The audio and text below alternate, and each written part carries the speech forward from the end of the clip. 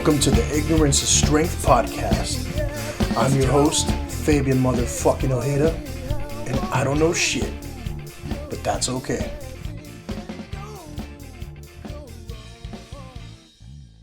All right, let's get the shit started. Thank you, everybody, for listening to the Ignorance is Strength podcast. I hope you all enjoyed episode number 29, the Great Almani Pizza Debate. I want to know, let me know. Did we get it right? Because a lot of people are expecting the post, formerly known as Lamppost, to be the best. Didn't quite turn out that way. We're back now with a kind of milestone episode again, episode number 30. We've been at this for over half a year at this point now. And not much has changed. We got the same old familiar voices and faces. And joining back up on episode 30, as we do every 10th episode, same old. We got the whimsical one, the white wonder, Alfred Whitey Villarino. Thanks for having me back.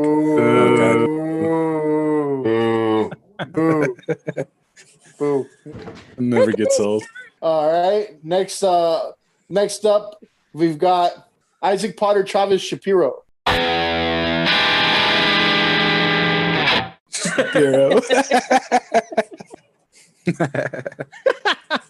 And then last but not least, we got Rafa Sosa Centeno.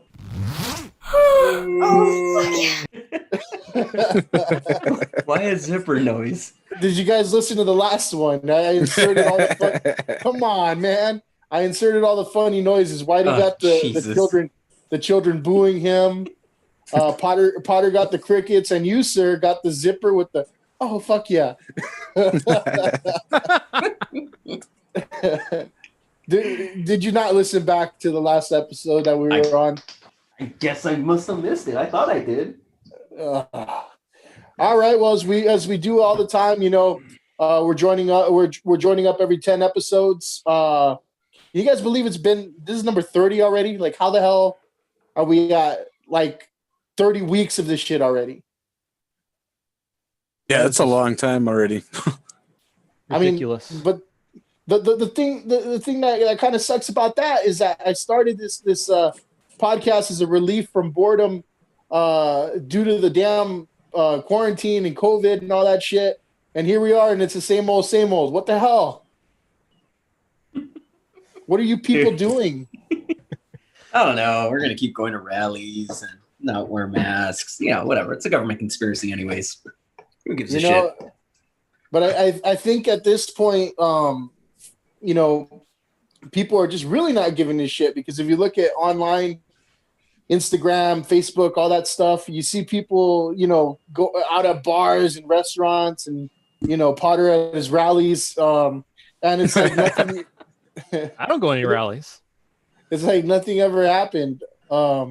He hosts rallies. He doesn't go to them. Oh, that's right. No, sir. That's right. That wasn't you on the QAnon website or whatever? I don't even know what the fuck QAnon is, dude.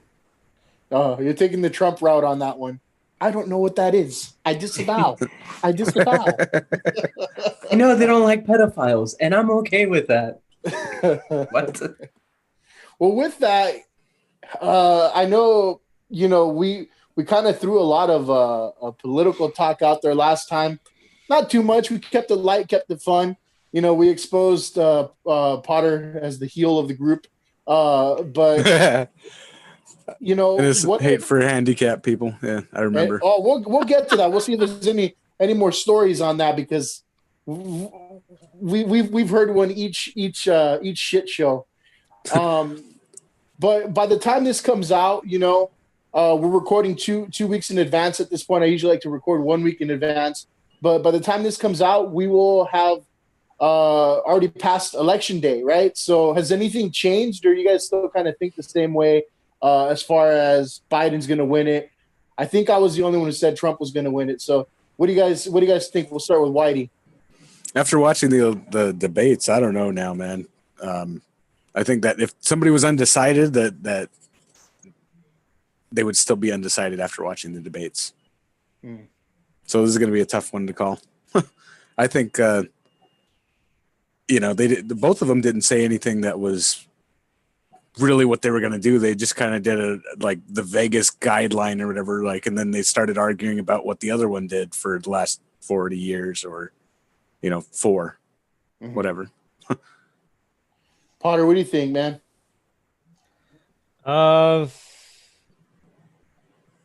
It looks less like Biden, but probably not 100% Trump. It's gonna, I'm not saying he's gonna take it away. It's gonna be close. Kind of like how Whitey said, neither one of them had a wow factor. Yeah, that sounds like a great plan, or let's do that. It really didn't seem like anybody was buzzing about Biden. They were just saying maybe Trump did better. Maybe. Well, better. Maybe. Better I said maybe. Okay. I didn't say, oh my God, the guy did so fucking fantastic. All right. But I I'm trying to say it. Biden should be out there trying to win people over, and it really didn't feel like it. That's what I think that at this point, Biden really doesn't have to win anybody over. He just, like I said during our last podcast, it's his election to lose. He doesn't have to win anybody over. He just has to remind people, I'm not Trump, and that's enough.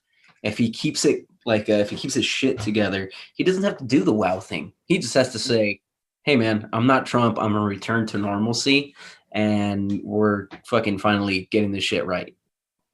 And since the last time we were all on together too, I mean, we kind of saw the fallout of all the the joke of a debate. The first one, man, that was terrible.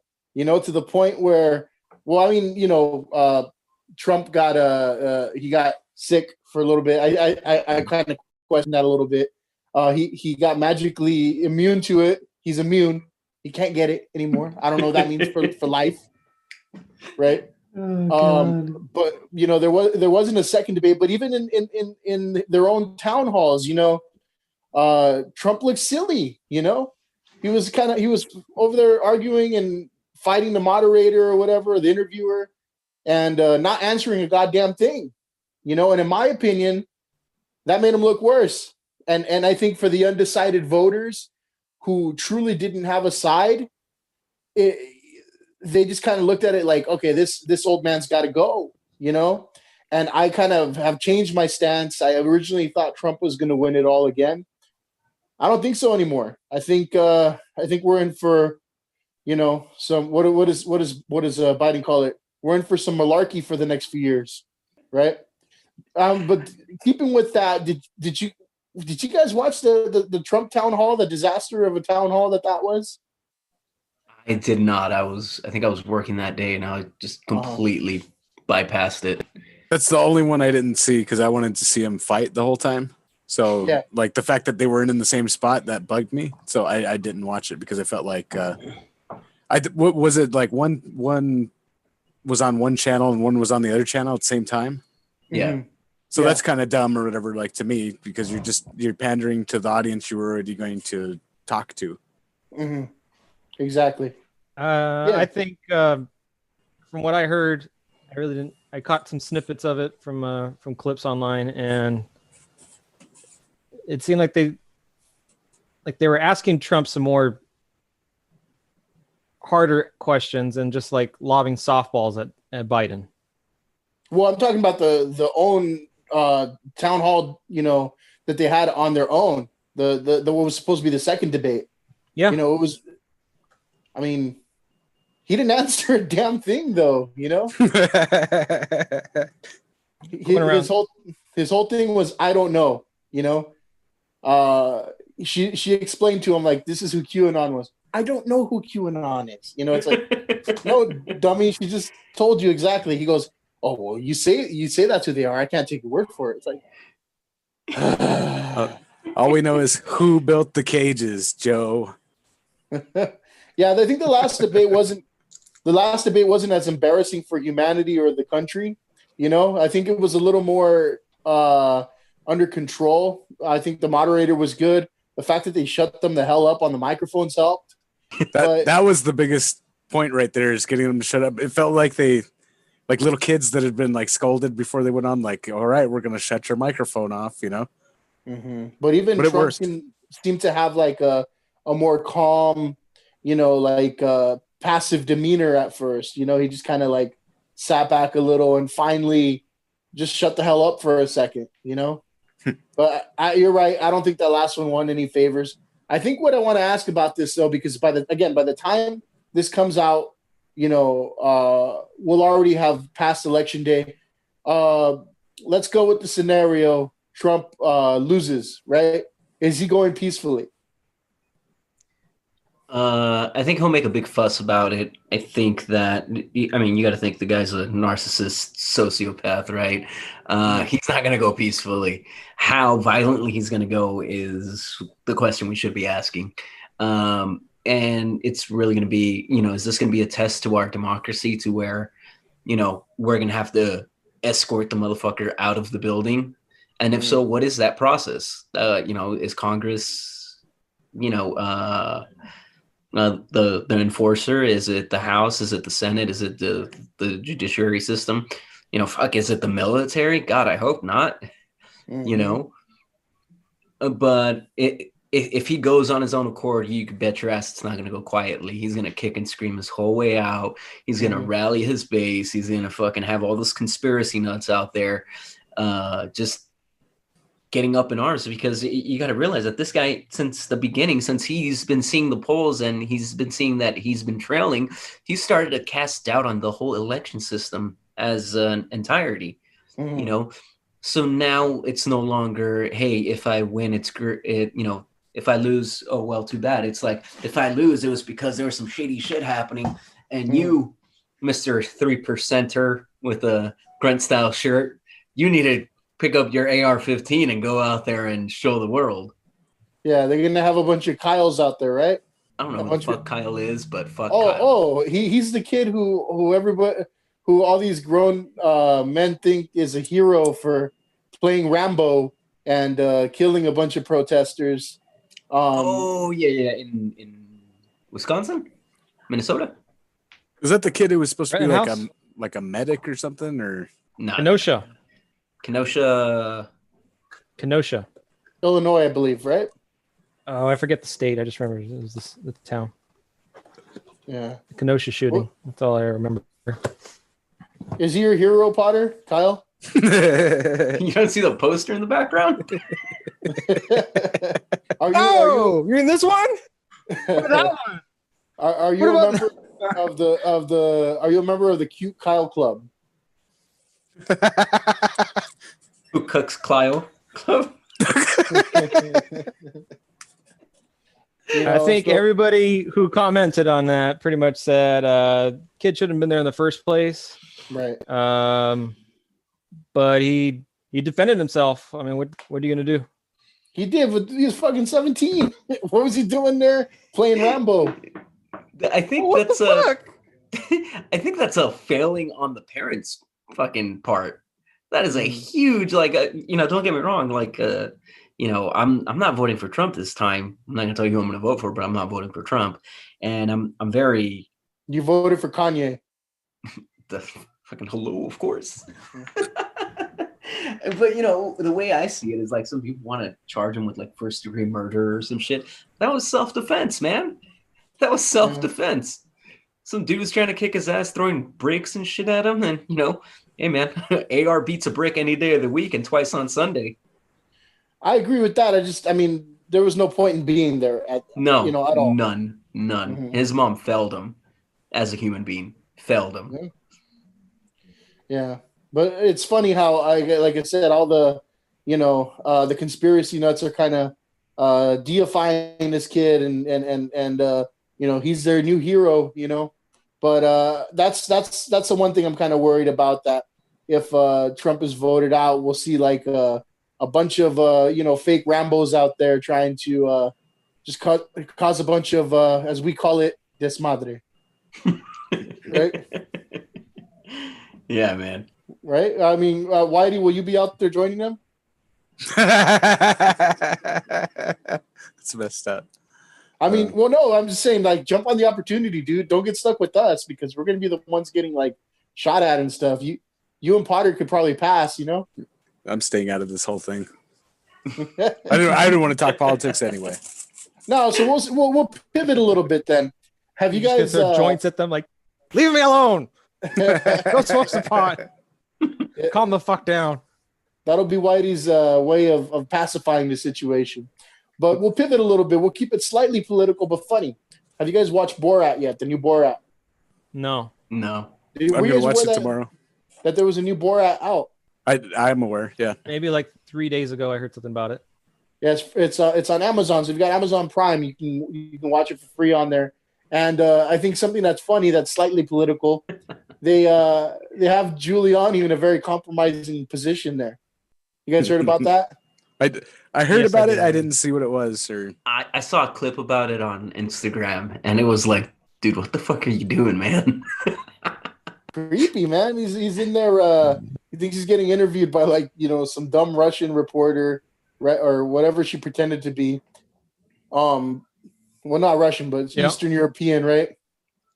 And he the whole time he's very touchy and flirtatious and everything, and she's like, oh, we should have drink in the bedroom, and he just jumps at it, right? But I think the funny part is that they caught the still pictures and they put it out there ahead of the release of Borat, where Giuliani's on his back with his hands down his pants. I'm like, doesn't get much worse than that. Oh man, does right? Yeah, dude, these guys are fucking idiots. He's like 70 something trying to bang a 20-year-old. That's fucking disgusting. And then Borat comes in, barging in. He's like, she's 15. She's too old for you. It's the best part of it all, man. But I think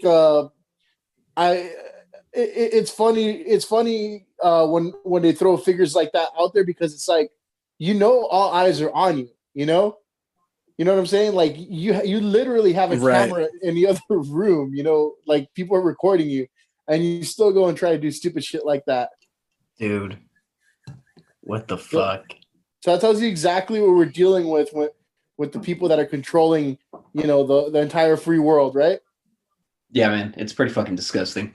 I think the higher up you get in the elite status, the more you can get away with. Honestly, it's like you don't see the lower class or the working class or anybody as really human. They're just there to do your bidding. Man, I want to get to that point where I'm not invincible. Go around doing shit with impunity, just kind of like, it doesn't matter if it would be embarrassing or illegal or hey, so or immoral. What did Fabian make you guys do to get this interview? I'd rather not say it on air. Well, Potter was never it sounds like you would have to try to be a dictator. The what? Huh? What did he say? I said it sounds like, Fabian, you want to become a dictator of a country, and then do whatever the fuck you want. Emphasis the on sky's dick, now obviously. purple. Yeah, exactly. He said dictator. I said obviously emphasis on dick. But a little less tater. Less taters, Anyway, want to jump in real quick before we change the subjects to something fun. Have you guys been listening to any of the episodes in between? I always ask that. Yeah, I have. I've listened to a lot of them. What'd you think so far? The only ones that y'all haven't listened to because they haven't been posted yet. Episode 28, I got my Zodiac birth chart read, and that was odd and different. And my sweet baby Jesus. Yeah, and it was long. And then episode 29, we do the pizza challenge. We'll talk about that right now. But did you guys listen to any of the other episodes? Why do you say you did? Yeah, I just finished listening to that Andrea's Kitchen, Tatiana. Yeah. And who else? I listened to the Mo Unique and the Shara, and then you had the autistic kid that was on. That one was fun, man. I like that one. Yeah, that was a cool interview. His mom seemed really nice or whatever, and just like supportive, He mentioned being a Mick Foley fan. He goes like that would be his, because he has his autistic kid has his own, he has his own podcast, and he said his dream interviewee would be Mick Foley, because Mick Foley also has an autistic son, and that happens to be his favorite wrestler ever, and he's like a pro wrestling savant, man. The kid knows every damn WrestleMania ever, and he knows the entire card. Yeah. I was like, that's crazy. So I'm like, man, I gotta find a way to help that kid get Mick Foley on his podcast. That'd be fucking dope, man. Yeah. I'm not even gonna bother asking. So I know he didn't listen to anything. He didn't even listen to ours. Hey! What are you talking about, man? I do stuff sometimes. But Potter, did you listen to any of the episodes in between? No, I'm not gonna lie. I've been lagging it. Son of I've a bitch. I've even been behind some of my regular podcasts. So Too busy organizing rallies, guys. Come on. I'll say something about one of the podcasts. You had George Hernandez on, right? Yeah. And I was trying to think of who George was. It was Big George, and Yes. dude, I always thought he was the bully. Like he was talking about anti-bullying, but for some reason I never had any problems with him, by the way. But No. like for some reason, like he always came off to me like just from like seeing him around campus and things or whatever, like he was the bully. I think a lot of people thought that. I didn't personally know him enough to make that statement, but it did come off that way, right? Right. Yeah. Again, never had any dealings with him really. So, no judgment there. I can't tell you how the guy was, but just from the outsider's point of view. So when I saw it was like anti-bullying, I'm like, oh, and then, but it was, that was a pretty good podcast. I liked listening to it. Cool story. One episode I was really proud of was the teachers panel. Actually, we had Miss Minnick on. I heard that, Satan. Yeah. So it was kind of Miss Minnick tells a good story in there. I wasn't aware of it, but she says that on day one of her class, she had like a whole write a little bit about yourself kind of thing. And the first sentence she reads off of mine is hello, my name is Fabian Ojeda, but you can call me Satan. And I'm like, she was like the head of the One Way Club, the religious club on campus. Oh God, I remember that. Do you remember I was actually in that class for a couple of months? I think I was in your class. Was the girl Naomi or the wrestler chick that was when we were freshmen? Remember her? She was like the teacher's assistant. Okay. Yeah, that's true. But I actually I switched that class because I wanted to get the sixth period athletics. Yeah, I switched that class. I switched out of the class too for some reason because I didn't stay there the whole year. Yeah. But yeah, I had Miss Minnick for a couple months. But yeah, we had Miss Minnick on. That was fun. But if you guys get a chance, go back and listen to that one. I think it's pretty good. Tells you exactly where teachers' heads are right now. With people trying to say like, oh, kids got to go back to school. Kids got to go back to school. It's like they get it, but there's a lot more factors that tie into that. What do you guys, real quick? What do you guys think about that? Should kids be going back to school like now, or should we be waiting still? Why can't they do that thing like the Flaming Lips are doing, where they have like bubbles that the kids like sit in? I don't know. They could take them from class to class. They already assigned like Chromebooks and stuff. Those are a couple $100. How much could it be to bubble every kid? Do you mean like encase their head in plastic or just some bubble wrap, Bubble Boy style? Like a Zorb, like one of those Zorbs, but minus the water. But then how would they breathe at all? I don't know. We can cut some air holes in it. It's okay. We could figure this out, guys. But I mean, should they be returning anytime soon, or are we? I mean, or we wait till the last possible minute? I mean, I know your guys' kids are not too far away from being school age, right? A couple more years. Yeah, man. I mean, technically, my kid can go to like not like daycare, but maybe 2 years away from starting school. Fabian, the other day, me and Macy, we actually did a Zoom meeting for trying to see about getting my daughter into one of those daycare schools. Mm-hmm. And there's some little kids there at schools, younger than her and a couple of years older than her, and they got them and they're quarantined off in their own little classrooms, and they're taking measures to clean the facilities after one class gets there and whatnot. But there's like, oh yeah, we're only sitting 2 kids at a table, but these those little like tiny little kindergarten tables, they're like 1.5 feet wide by 3 feet wide, and it's like 2 kids at a table, and there's like 8 kids in the class. So, man, if they're not getting sick left and right from that, what's the harm of exploring the option of having more kids and higher grades go back? I don't know, man. We'll see how it goes, but I don't even see it happening in this school year, to be honest with you. A lot of schools are saying like, yeah, we want to return, January, but I honestly don't even see that happening.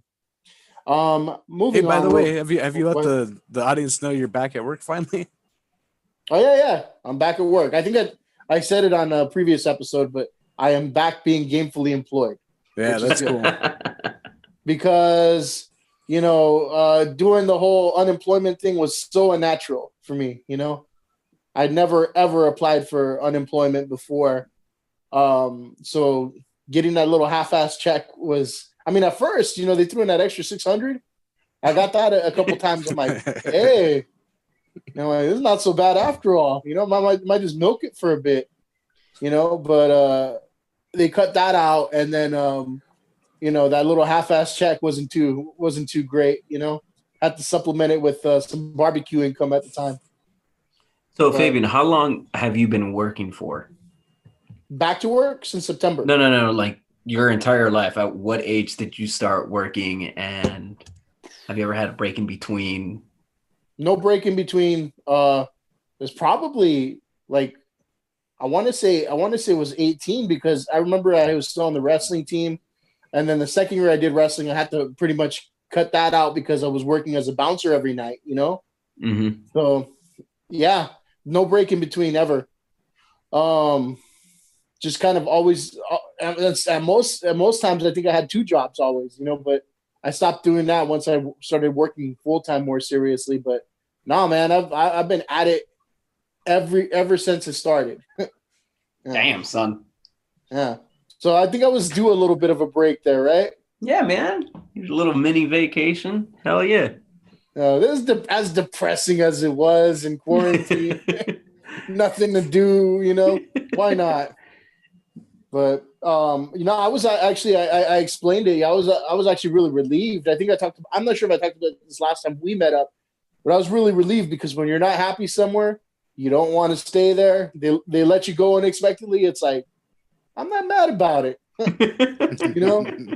was telling Whitey, typically if something like that would have upset me years ago, if they would have just like, laid me off unexpectedly, I probably would have left on worse terms and everybody would have known it, on my way out, it would have been like a warpath. Right.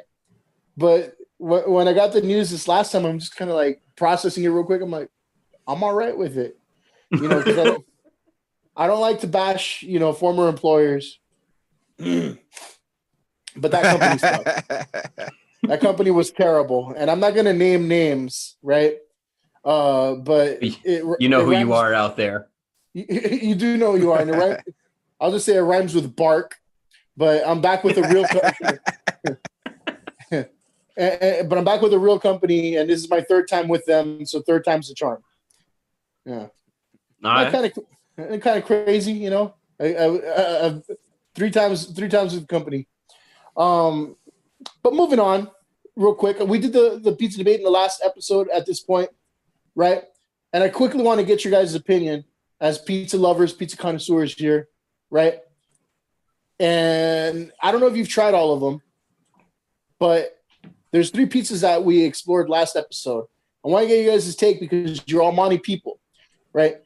The Post, formerly known as Lamppost, Baby Bros, which is right next to Royal High School, and then this new one called Rio's, which is in South Omani, right across from the Superior. And have you guys tried any of those, or are you fond of any of those pizzas? I've tried Rio's and the Post. I haven't tried Baby Bros. Which do you think's better? I thought that Lamppost was the best one out of the two. Okay. Yeah.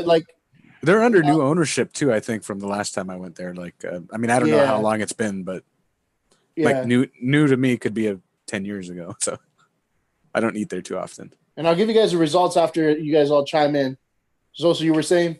Well, for me, I've only been to Lamppost back when it was called Lamppost, back when wrestling practice, wrestling tournaments, we'd go there. Kind of nostalgic, but that's the only one I know. And I remember their food's good. It was good. I had a great time there. They never let us eat pizza on those outings, though. For wrestling, it was always pasta. Yeah, man. Let's eat pasta and bread. Crappy spaghetti. But you know what? If you had your own like little $5-10, you go get your own pizza. I just remember us all playing NFL Blitz or something like that there. I don't know. Whatever game they had. Or, if you were, shysty like me, you'd get your hands on a slice or two. You just army crawled it over. I think I've only ever been to Lamppost Pizza once, and that was for like the day before like wrestling like league final or something like that. And we just like carb load on spaghetti, like Whitey said, and that was it. Yeah. That's all I've had, unfortunately. But what won it was actually Baby Bros by Arroyo. I rated that one number 1. Now, I have a lot of experience eating pizza. I think I'm well suited for, for being a judge in a pizza eating challenge. A lot of skills in that boat. But yeah, Baby Bros is number 1. I rated Rio's number 2. And surprisingly, Lamppost dead last. Huh. I thought disappointing. It is disappointing because I thought that new ownership that's the problem, or they changed. Check this out. It was complete fail from the get-go, right? Because I was taking a video of like each one of them, and as soon as like I go to lift the slice up, all the toppings slide off completely. Oh right? My gosh. Dude, do you remember we went to it was like New York, me and Cordova. We had that like $80 pizza. It was like an $80 like at Mario Batali's restaurant in Vegas. Yeah, and it was like this $80 cheese pizza or whatever. Like, and I went to go pick up my slice. It was the smallest pizza ever for $80. We had to split it, right?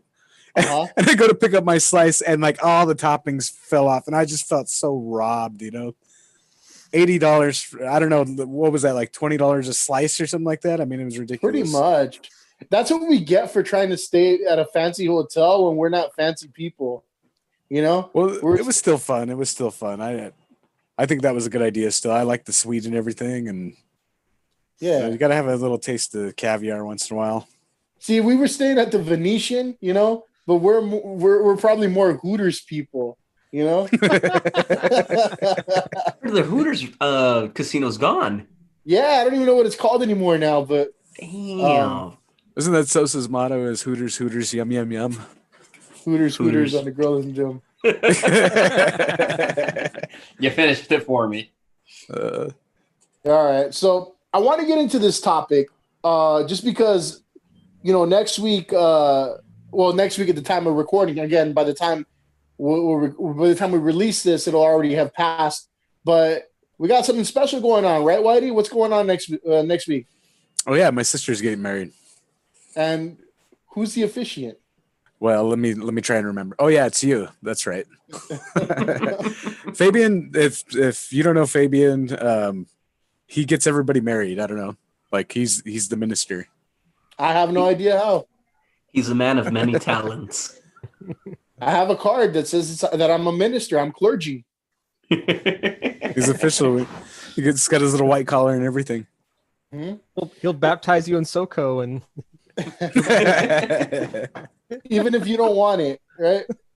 I'll baptize you. It burns. Just remember all the weddings he has and then fights. That's actually where I wanted to go right now. We're gonna go there. We're gonna go there. But before we get there, because we will go there, I wanted to touch base because Sosa actually reminded me of something. Oh Jesus! He had an interesting way of courting his wife. Yeah, you can say that. Interesting way of courting his wife, and he's kind of it's kind of ironic that he's sitting in that house right now where his wife grew up, because he's kind of at the scene of a crime right now.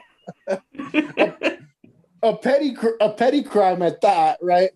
But I remember, I think we were freshmen, and for some reason, and I'll just tell it, and you can throw your points out there as well. For some reason, Sosa, he had a crush on his now wife back then, but he thought it would be a good idea to egg her house on Halloween. I mean, look at the results, though. I'd argue that it worked. I mean, it looks like she forgives you. She forgives you now, right? It looks like it worked, guys. But let me ask you, sir, what in the hell possessed you to throw eggs at that house that you're sitting in now? And did you get caught? Did you get made? Dude, sneaky Sosa. He never got caught, okay? Did it ever come up? Do you remember that one time? Does it still come up? My mother-in-law, Jesus, they're watching the World Series in the next room, and I just heard banging. So, I thought it was actually like flashbacks from the egg. But go on.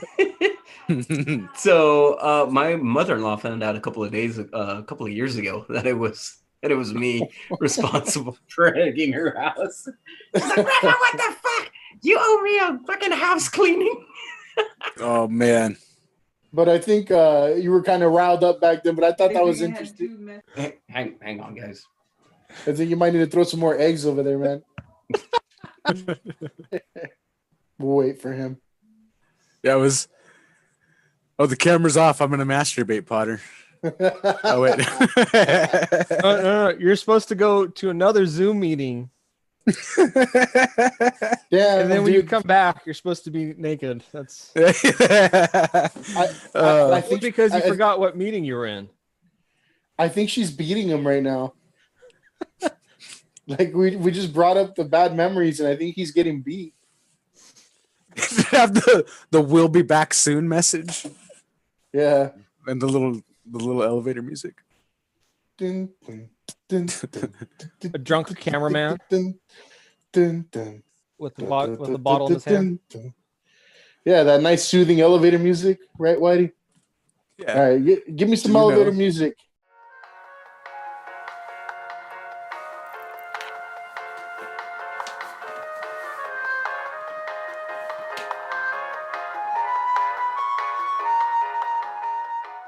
Come on, Potter. Get down with the music. I think we lost Sosa, man. She started beating him. He's not coming back. All right. So real quick, I guess we'll jump back into the wedding stuff. Sosa just left, but if we get him back on, I want him to talk about it. We talked about weddings and violence and everything, and it's funny because I don't know if you guys remember his wedding, but it was going perfectly well, as great as weddings can go, and then there was complete chaos at the end, right, where someone broke a bottle or something like that.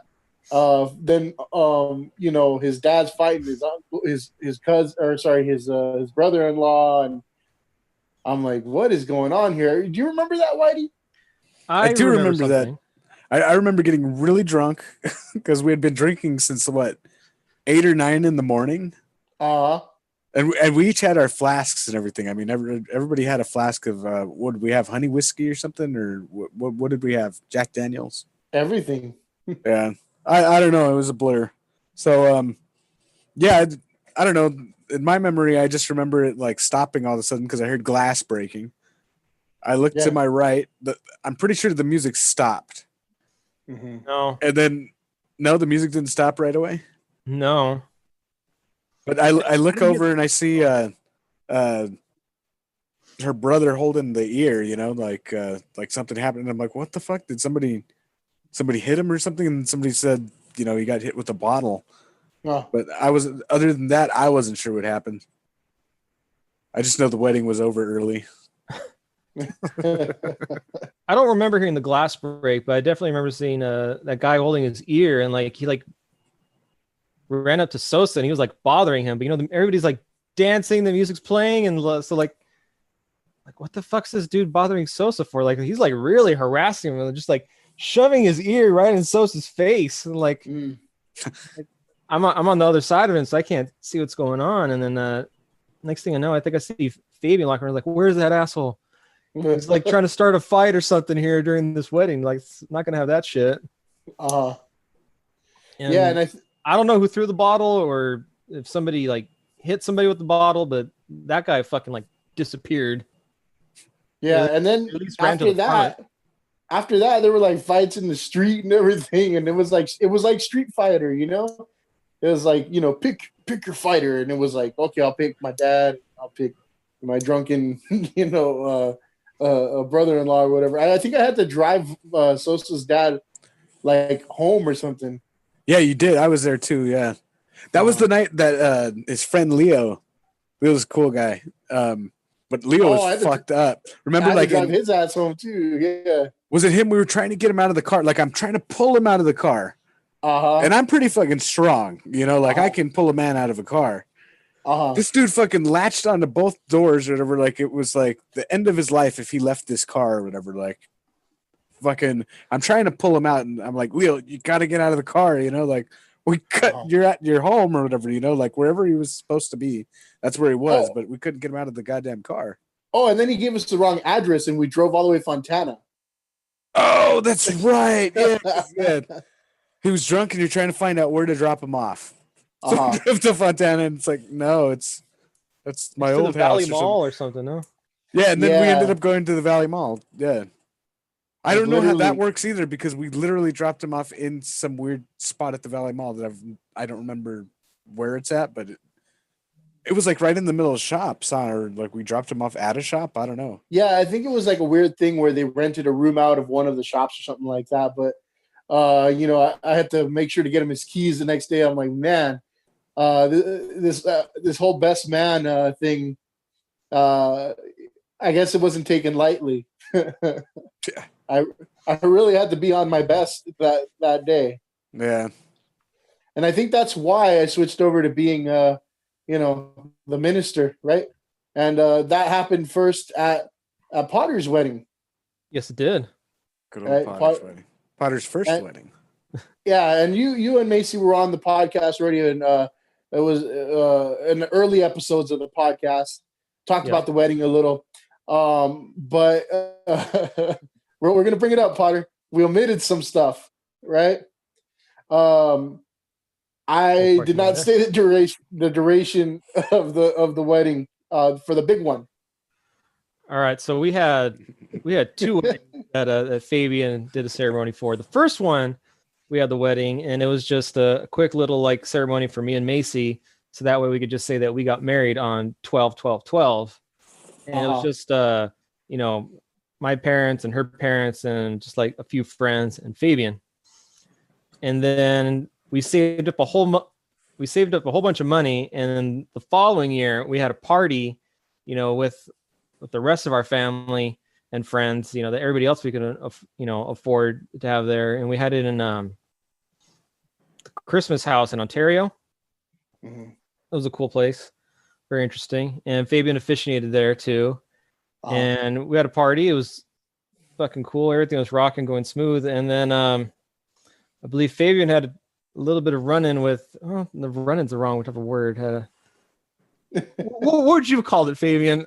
Well, you know what? I'm gonna go ahead and I'm gonna go pass it over to Whitey for this one, because he was sitting there. This is more like a quibble or a quabble, if you will.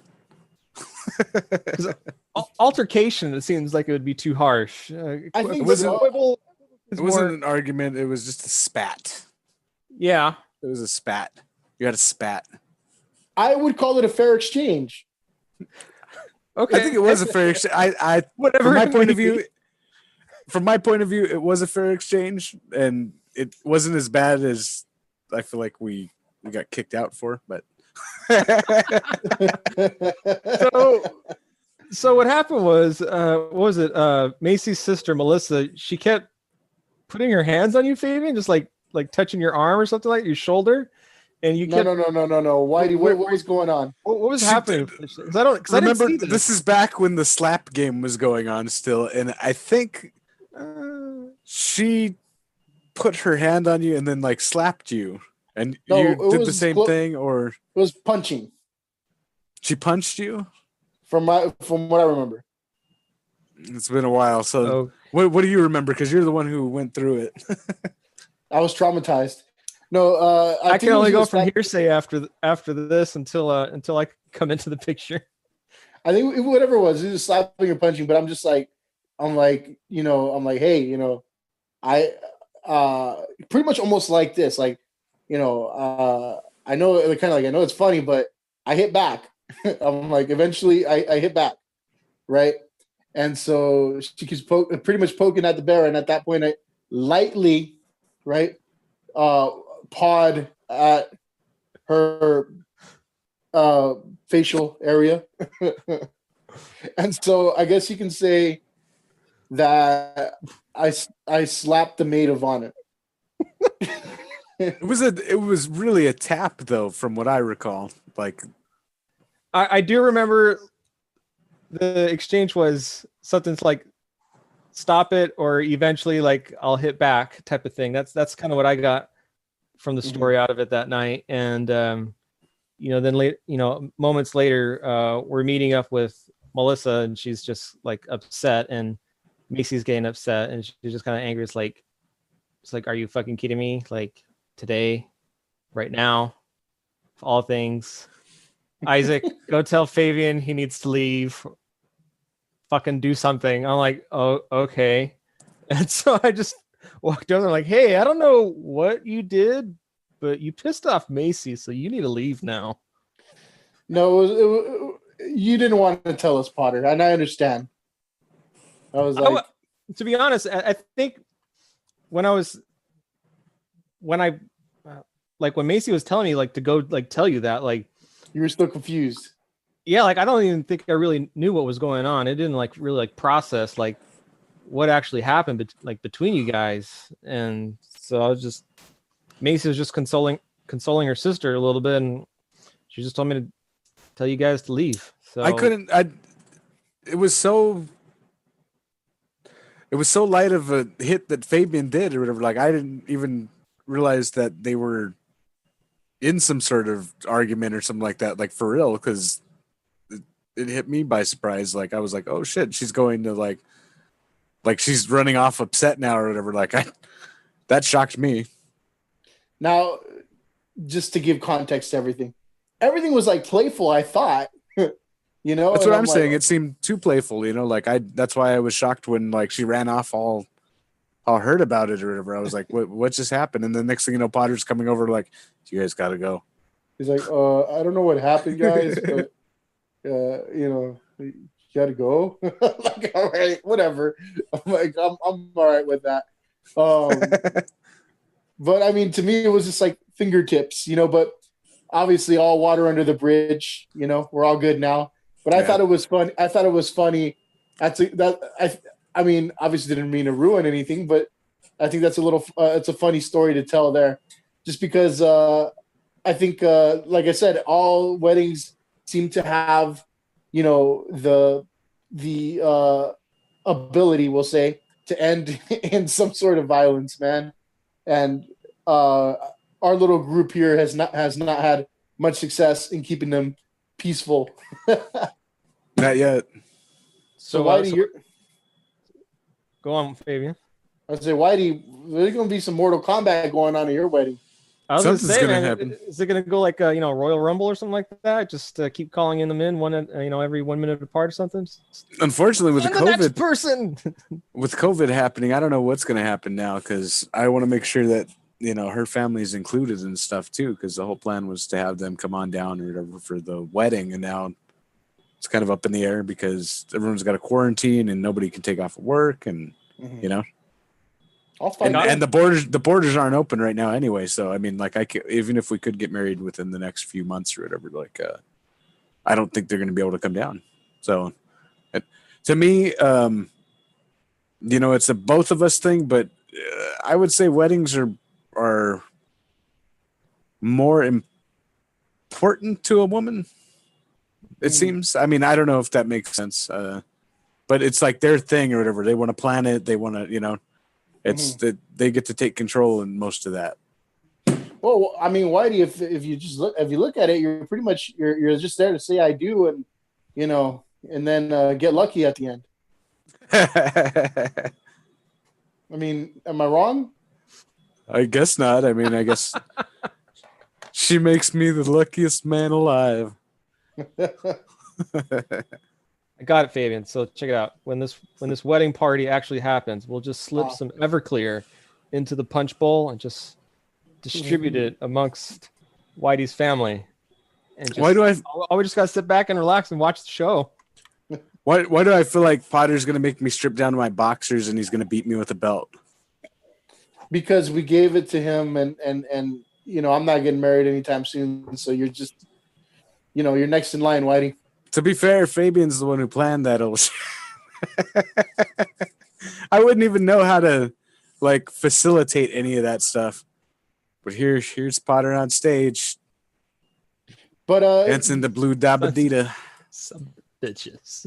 Going back to your sister's wedding, Whitey, do you think there'll be any violence that night? I don't know. I haven't met much of Pinky's family, but I hope not. I hope everything's going to be cool. You're going to be there. I'll be there. So we'll just, head out the back if anything goes down. I mean, we could start the fight. I mean, we've been known to. Yeah, well, I mean, just give it some time. Yeah. Just give me a couple of drinks and, little music. Get me loose. There's no like animosity where you feel like you and your sister have to just like have it out right there, like at the altar. That would be great. I bought a PA too, so it's going to be really loud. We can do it over the microphone and then, escalate into the audience. What finishing move would you hit her with? Scorpion Deathlock. Scorpion Deathlock, yeah. I was going to say the Stone Cold Stunner. Stone Cold Stunner, but Deathlock will do. That's a good one. I mean, I call it the sharpshooter because, it's the better version of it. It's the best there is, the best there was, the best there ever will. I get it. Potter, what do you call it? The sharpshooter or the Scorpion Deathlock? I've always known as the sharpshooter, unfortunately. Like Scorpion Deathlock was Sting. I was more WCW. I was heavily WWF. Is it the camel clutch or the crippler crossface? Or the Steiner recliner? Oh, yeah. The Steiner recliner. I love it. Yeah, Whitey was a WCW kid. I watched both, but I like WCW a lot. I have pictures of Rey Mysterio and Eddie Guerrero. Like from 1990, whatever, just when we were like 8. And then he died. Wow. Oh, yeah, the curse. Yeah. Switching gears. Did you want to? I want to check in, Potter, because every time we've done one of these, right? You seem to come in with an incriminating story about us and handicapped people, right? Or mentally challenged people. Do you have any more incriminating stories? Incriminating stories. No, I can't think of any at this moment right now, unfortunately. He's steering clear this time. Whitey, what do you think about that? Haven't pushed any crippled old women over or, rushed them through a line somewhere or I don't know. Or what about that lady at your shop? She had something. Fuck you guys so much. I hate you. But any hunting trips you want to talk about or anything like that? Any fun stories there? I know, like, again, Sosa's jumping out for a little bit, and hopefully he'll join us back up. But if not, we'll close out with us He's getting jumped out right now. All right, I got a hunting story for you guys. This early September, we went dove hunting in down near near Slab City. You guys know where that's at? Nope. No. Just past the Salton Sea. You know where that's at? Vaguely. No, it's like fuck you guys. It's fucking out there. Slab City is like this like hippie safe haven thing. It used to be an old like military base, like back in like the 40s or 50s or something like that, and they just like completely got rid of it. So there's nothing but a whole bunch of hippies living out there. Just so you went to shoot hippies? It got only if that was possible, but unfortunately, no. We went out there for dove, and slightly less entertaining story. I know, right? You went out hunting for some doves, and we tried for some rabbits, and saw some quail. And it's not quail season yet, so if you get one of those, it's a huge fine. Oh man. It can be really like they'll take your firearms, I believe, your way and like just throw you over a barrel. So one morning we went out dove hunting, and I think we like cut this guy off in the field, and he wasn't too happy about that. I think he went and like ratted on us to the fish and game wardens right there. So then when we come back and we're about to peel out, all of a sudden they just jumped on us like they were fucking SWAT. They're like, get out of the car. What do you guys got in the back? You guys got anything back here you want to tell us about? And we're like, nope, just dove. Nothing else special here. He's like, how many you got? And like before they even open it, we're like, what first? I don't know, like 9?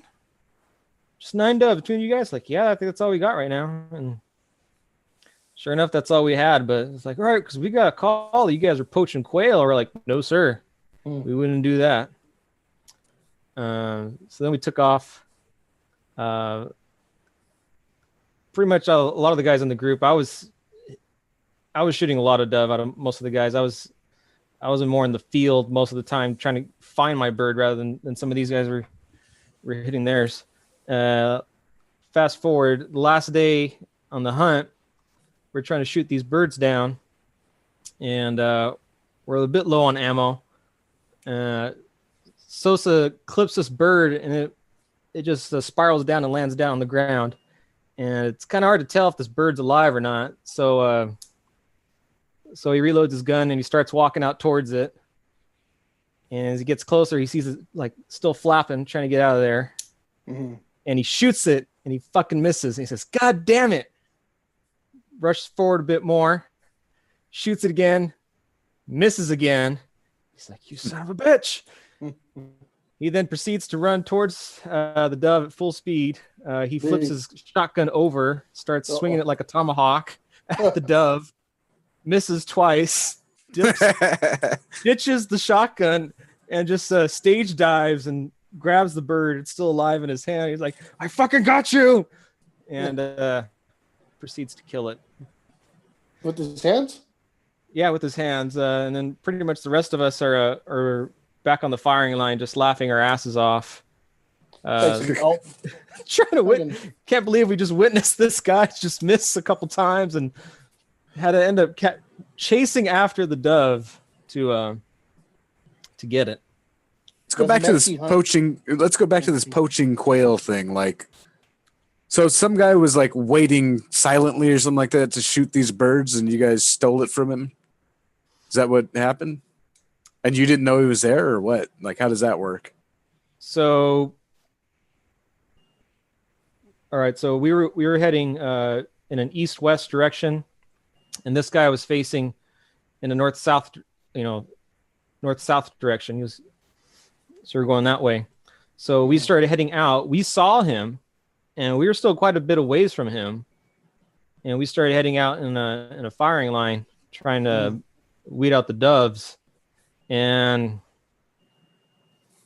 I think some old guy, he wasn't moving anywhere. He was just staying still in his one little spot. He's like, you're scaring the birds away, or you're like you're like in my way. Like you're making it unsafe for me to shoot my firearm. That's, if anything, that's what he was trying to say. But we were very far from him. From a safe distance.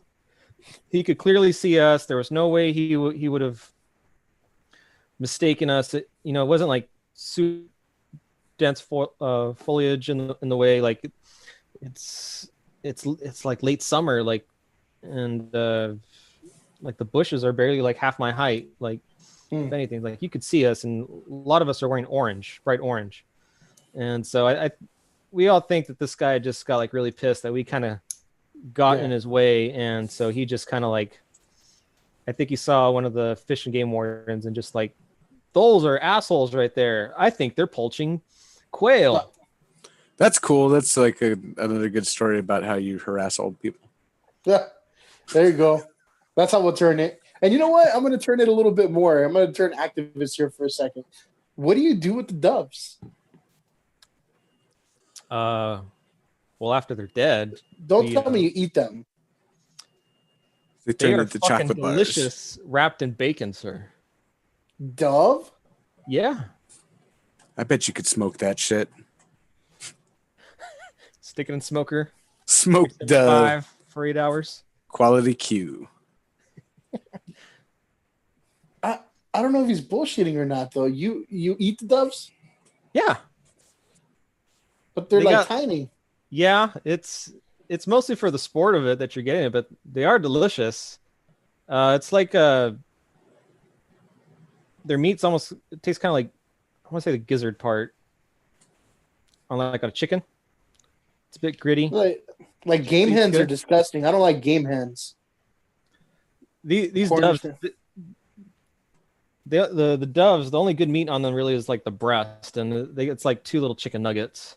But so you could fit it on a Ritz cracker. It's like you get a dove and a couple of Ritz crackers. So a big thing that a lot of guys typically do is they make like jalapeno poppers with it. So they'll get like some big jalapenos, slap some cream cheese, add the breast meat, and then wrap it in bacon and then barbecue it.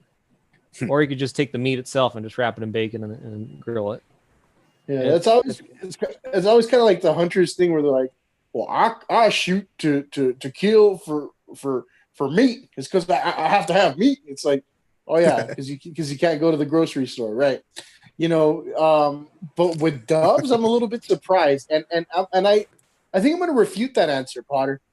Doves are for peace. You release them when something peaceful happens, and I think that you eating them is a terrible thing. I love those videos where they're releasing the doves. Flip it this fucking hard, Fabian? Are you serious? I mean, you don't have a story where you're like harassing the handicaps, so yeah, I'm gonna flip it. I love those videos where they release the doves and they're like they go and they're dead or whatever, Just a bunch of dead birds fall out. I'll give you. I think I got a couple.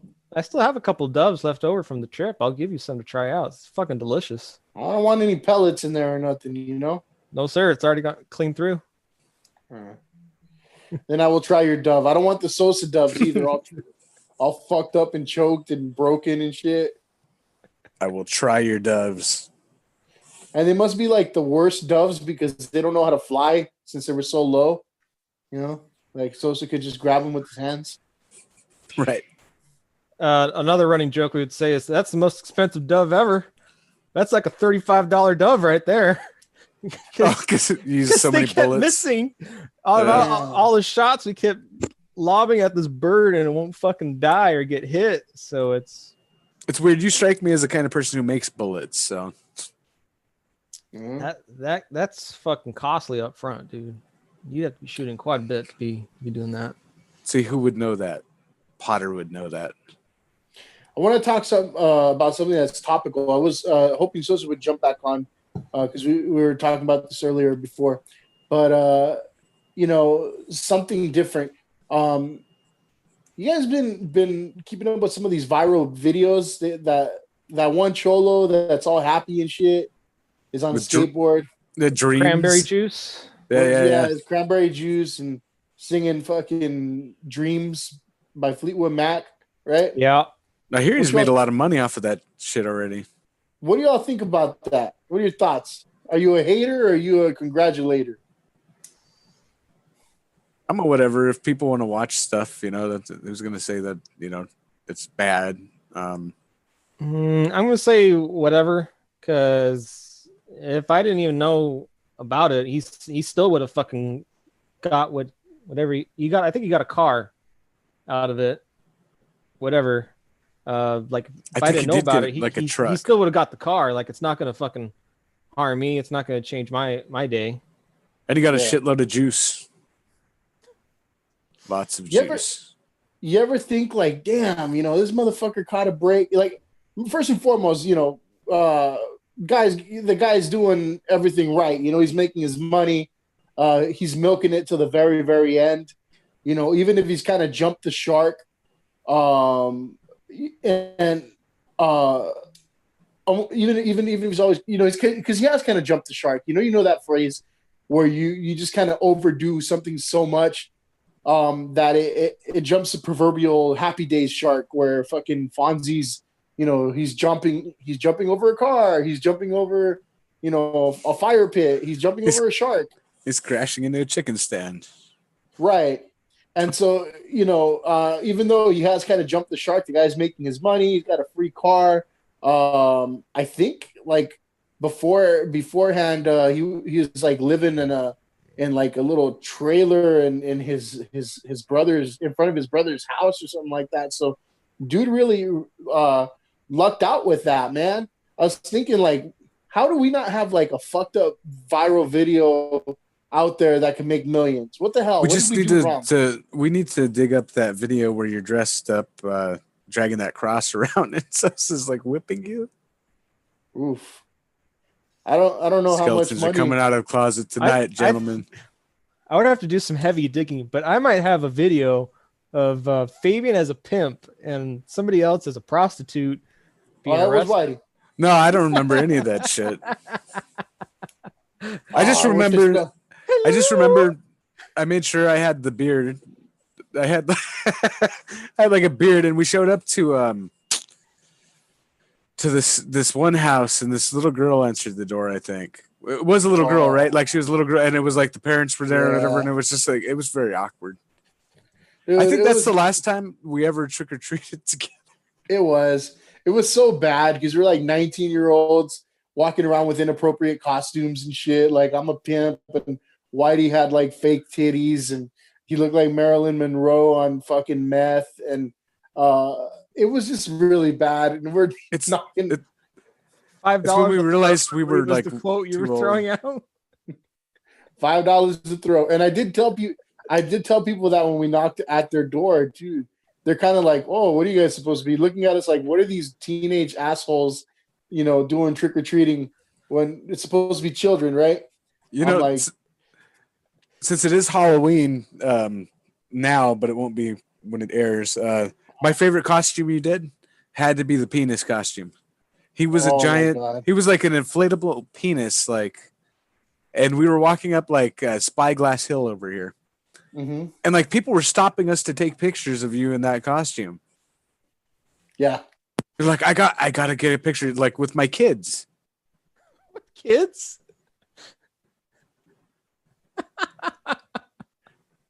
Oh, your thing cut out there.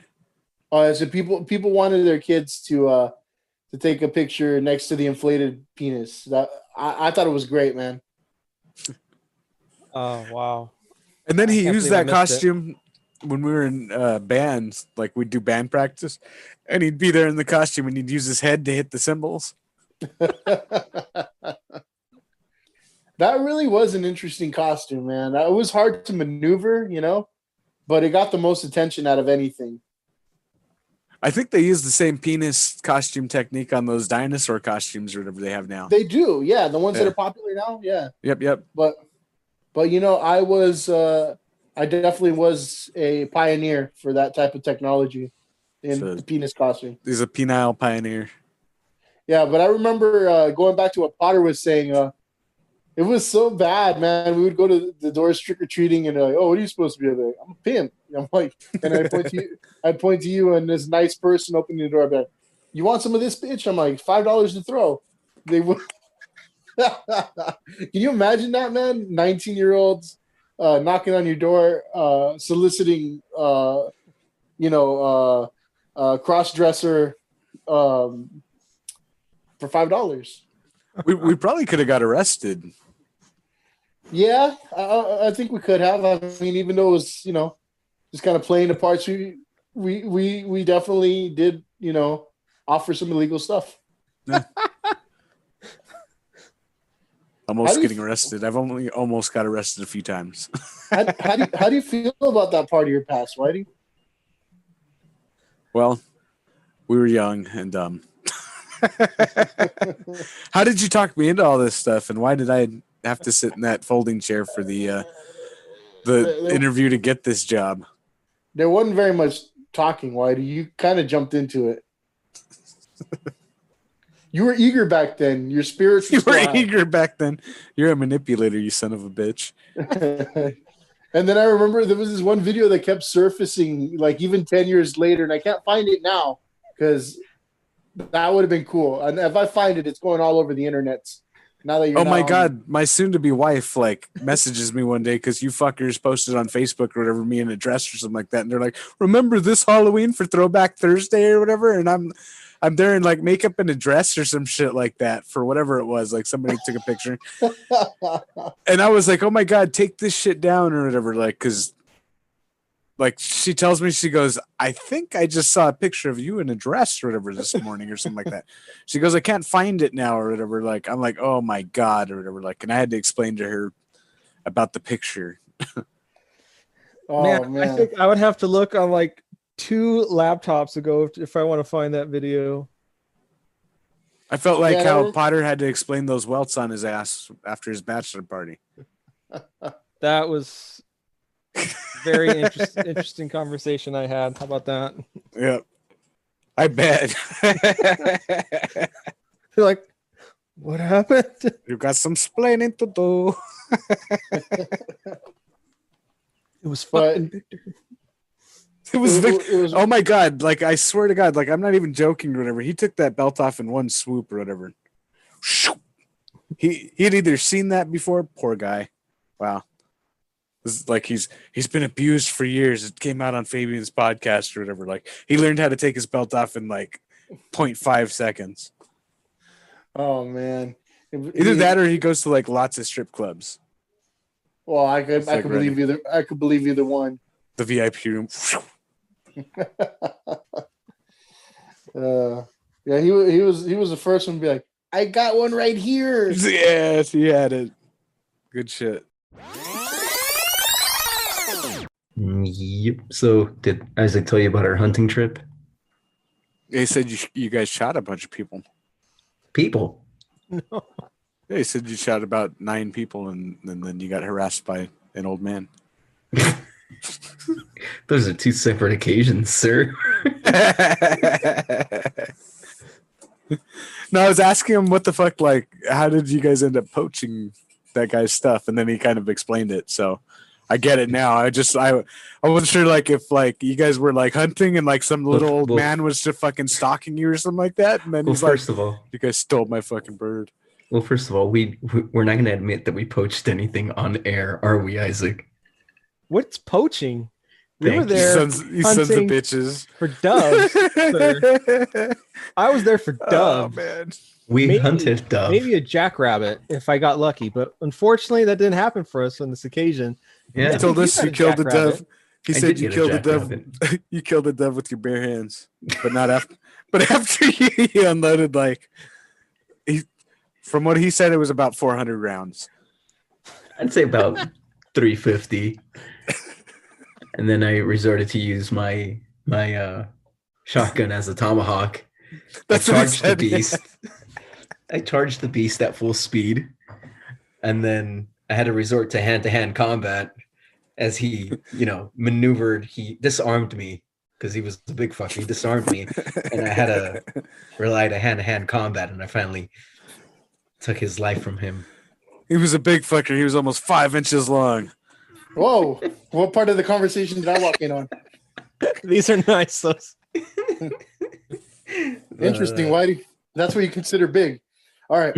I was telling my harrowing story of how I had to kill a dove after I had depleted my ammunition, used my shotgun as a tomahawk, and as the beast wrestled my weapon away from me, I had to resort to hand-to-hand combat. Yeah, we heard. Yeah, real quick, I'm glad you're back on. I thought after we told the egging story that Roseanne just like beat you mercilessly. Well, she did, but I don't think she left any marks. So, hooray, phone books that we have. So I'm glad you're safe at this point now. But you were doing like some Mexi hunting where you just kind of like grab birds. It's grabbing birds all over the place. We Lock went up to a your legit birds. spot. We went to a legit spot and we did some awesome bird hunting, man. It was like 1,000 degrees out there. Holy shit, it was miserable. Well, you did it kind of Rocky style apparently, where you just kind of chased after it like a. It was punching the fuck out of birds, yeah. I was a man possessed. You gotta eat lightning and crap thunder. But we asked in your absence, we asked Potter if he had any more stories about him incriminating people as far as the handicap, because we can't go an episode without that. Now, don't let the truth get in the way of a good story, but we need you to find a story about Potter either harassing, mentally handicapped people or pointing out that somebody else did it. Just little things like truth, don't really apply here. So have at it. Truth doesn't apply here. All right. Well, I mean, there was that one kid that was wandering the desert for a little while, and Isaac's like, "Hey, man, I hear there's a water well way down there, down yonder, in that military base where they have all that unexploded ordnance." Kid was thirsty. He went on his way, and we said, "Isaac, that's kind of a dick move." He's like, "Yeah, he'll figure it out." He's like, he's just a little mongoloid. It doesn't matter. He's got something. He's on the spectrum. Yeah. Well, also to catch you up, we told the wedding stories. First, we started with yours, and then I missed out. Yeah, but real quick recap. We talked about everything was going perfect. Whitey was 3 sheets to the wind by 9 a.m. With this flask. I believe everybody else was except me. I think you took my flask. You needed more flask. Me? Yeah. I took your flask? Yeah, you needed more flask. As the best man, I was like, all right, he needs my flask. That's fine. Damn. But everything was going fine. You're pretty saucy that day, my friend. I've never been sauced. I'm a good Christian boy. Until something happened on the dance floor, and all hell broke loose from there. What's your quick take on that? It's a sensitive subject. My wife still talks about that, so I'm just gonna leave it at that. It's a sensitive subject. Well, we'll jump ahead of that one then. And then I said, and then this one I know you don't really mind talking about, but it turned into like Street Fighter in the streets right outside the venue with your family tree. I remember you telling me. So it was like, choose your fighter, and it was like Papa versus brother-in-law, right? And that was pretty interesting. I remember their security, you didn't know what to do, and Whitey's standing there next to their security, and she goes like, when I'm breaking them up, she goes, "Hey, he knows what he's doing, huh?" And I'm thinking to myself, like, bitch, this is your job. I'm doing your job. Damn. Hey, can I get your number? But I remember, we were just talking about how I pretty much ended up having to drive your dad home, but it wasn't apparently his home. He was trying to reconcile with your mom.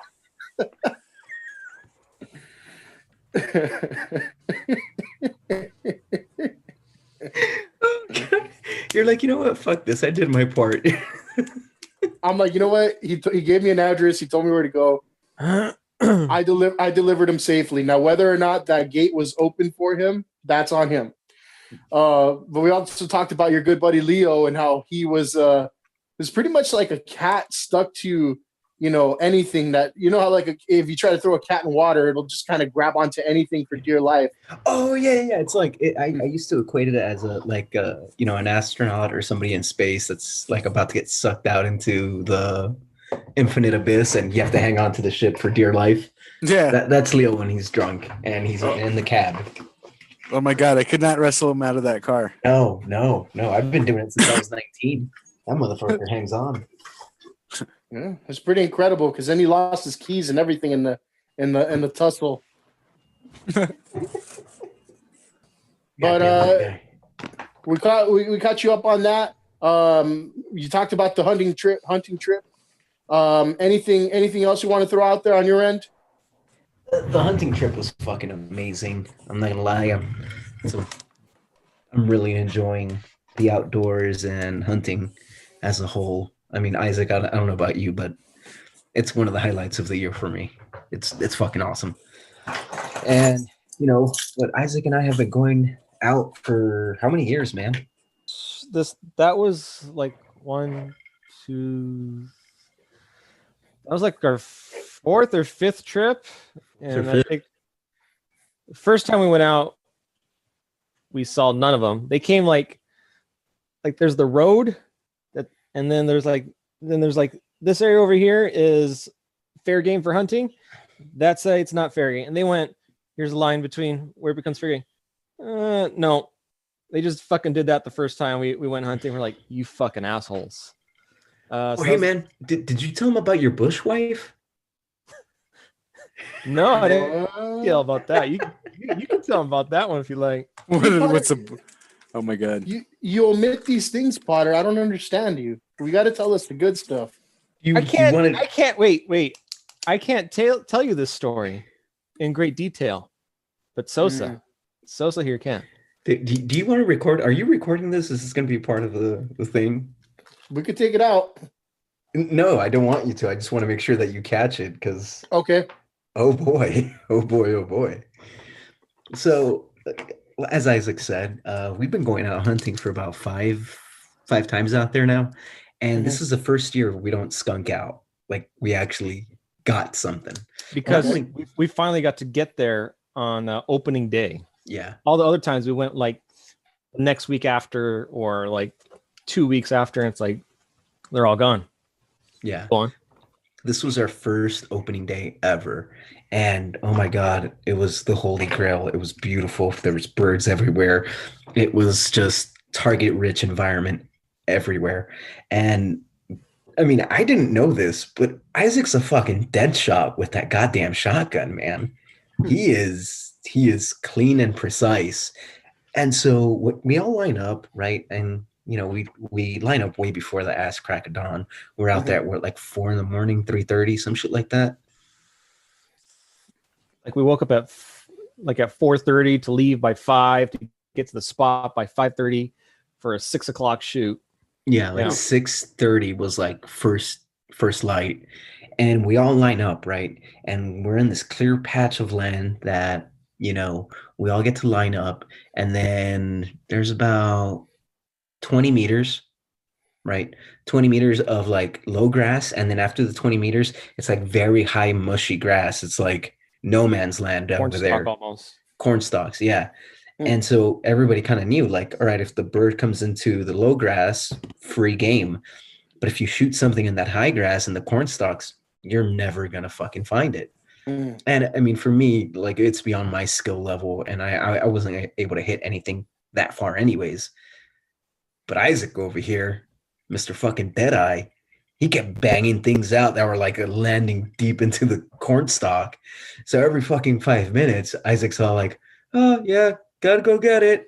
And so everybody had to put down their rifles, watch Isaac go into the corn stalk, and just fuck around in there for like 15 minutes while there's 20 birds coming into the low area where we could shoot them, but we can't because fucking asshole Isaac is in the corn. And we're just like, God damn this fucking guy. Yeah. And every time, like, he'd come back empty-handed. What were you doing in the corn that long, man? That is the question of the century, Isaac. What were you doing in that corn? On the next podcast, Children of the Corn. So, you know, fucking Isaac is in there, just keeps going into the corn. And then, like, finally, we're like, dude, how long has he fucking been in there, man? Like, we haven't seen this guy in a hot minute. Mm-hmm. And then we start seeing, like, the corn kind of move around. We're like, what the fuck? And then out pops up Isaac, like fucking Robin Williams from goddamn Jumanji and shit. Like, all of a sudden I see him and he's got dreads and he's got a long ass Taliban beard going on, tattered clothes. And we're like, what the fuck? Isaac, what happened? And he looked at me dead in the eye and he's all like, time is different when you're in the bush. And we're like, what the fuck does that mean? And then behind him, I could see the corn shuffling around. And I'm like, what the fuck is that? And there's a woman with like an infant child in her hands and like two other toddlers. They're like trying to pull at Isaac's fucking, you know, loincloth. And I'm like, Isaac, what is that? He's all like, time is different when you're in the bush. This is Ganka, my bush wife. I don't know what happened. I'm still curious. Isaac, what happened? Did you? What we do know is handicaps were abused. We'll never look at corn the same again. Yeah. All I can say is I think at the most on the first morning, I think a lot of those guys got maybe 2 birds, and I walked away with about like 6 or 8. All right. You didn't walk away with 6 or you might have shot 6 or 8, but like 4 of them went into that fucking black hole into the other realm of the corn of the bush life. He had to feed his new family. I was like, who the fuck is that with the dreadlocks and the Taliban beard? And it was old Isaac, his bush wife and kids. He had to feed the family. Bitcoin didn't do too well. I thoroughly enjoyed that story. I believe it. You know, I'm a believer. It's completely real, 100%. With all that's been going on in the world, I think that is one of the truest statements ever told. And again, if not, you know, the truth is kind of just like an arbitrary thing when storytelling. Optional, you know? Yep. Isaac and his bush wife and kids. It was weird. Tales of an American hero. Yeah. I'm not going to judge.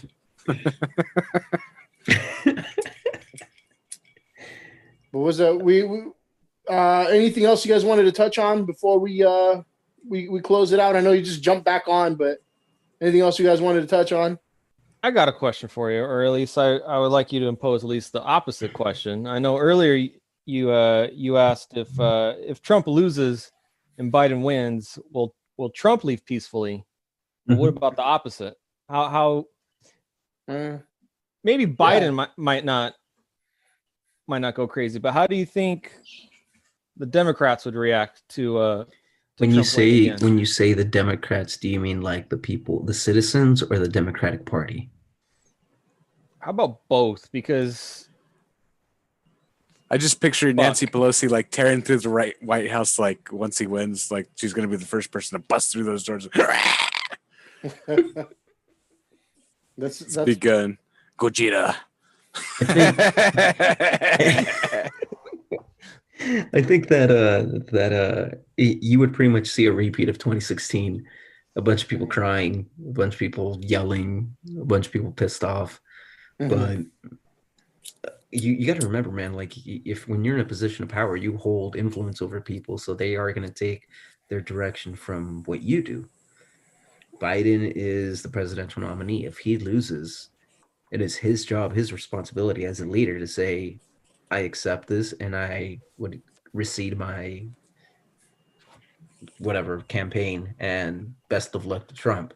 Mm-hmm. And then everybody will take their cue from that. I think that the biggest the biggest misfortune that we have right now is that we have a guy in power that that abuses that influence that he has over people, and that I have some friends that are willfully ignorant to the fact that his words hold power. They're like, oh, he's just crazy. He's just going to say that. Dude, you hold the highest office of the land, some would argue the world. You can't just say shit off the back of your hand and not expect them to have consequences. Well, at his own town hall, they told him that. They're like, you can't just tweet things like somebody's crazy uncle, Yeah. Like, because he's out there tweeting all this bullshit. And he goes, that was a retweet. I just put the information out there for people to see. And she's like, well, you're the president. You can't just retweet. You're endorsing it. You're endorsing that shit. Mm-hmm. You like, that man has never held a position of power and influence. Like, he's never held the characteristics and principles of what being a leader is. Right? Yeah, like, I think the part that I think he's a little bitch, and the biggest thing is totally that is. He wants to come off as like, this bully, this imposing figure, right? But as soon as things don't go his way, he's the biggest, crybaby and finger pointer, and that's exactly. I'm not gonna say all his supporters, because I know some people who, I guess, they support him, and I don't get it. They seem like they're above that, but I mean, whatever. But then again, there's some people that are just kind of like constant, no matter what, cocksuckers, right? And the Trumpsters, right? The Trumpsters, the guys that have the bumper sticker, the guys that fly the flag, the guys that are in your face about it, the Trumpsters. Right. And they act like it's some sort of like teenage rebellion thing, but they're like in their 50s and 40s, right? Mm-hmm. And so these people act just like him. They want to act like big and tough, and I'm a bully. And then as soon as you say anything, like as soon as Mr. President got the COVID again, allegedly, people and people are like, yes, he's gonna die from it or whatever, which is fucked up in its own sense.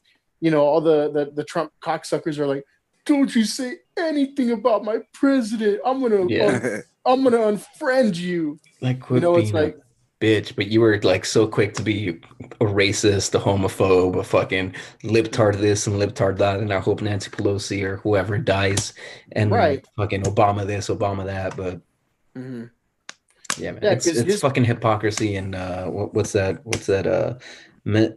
cognitive dissonance to the max. Right, and what's kind of it's kind of funny is that some of his biggest supporters, all they do, and if you look at I'm sure some of you have some of them online on Facebook or whatever, but if you look at their online behavior, all they post like every couple hours is political shit. Can you imagine how pathetic your life must be to sit around, and every hour on the hour you're posting something about trying to discredit the other side, or constantly blowing this fucking clown and how great he is. Like that's all they do. I think that Trump is speaking in a frequency that the masses are able to pick up, right? All the people that see this as that equate this to a Sunday night football game where this is their team, their identity. They have their face painted fucking green and yellow or blue and gray or whatever the hell you want to call it. They're wearing the goddamn cheese hat, and they're going to fucking like riot if their team loses, or they're going to riot if their team wins the Super Bowl. They have the same passion for this president that they do for their football team. And it's fanaticism.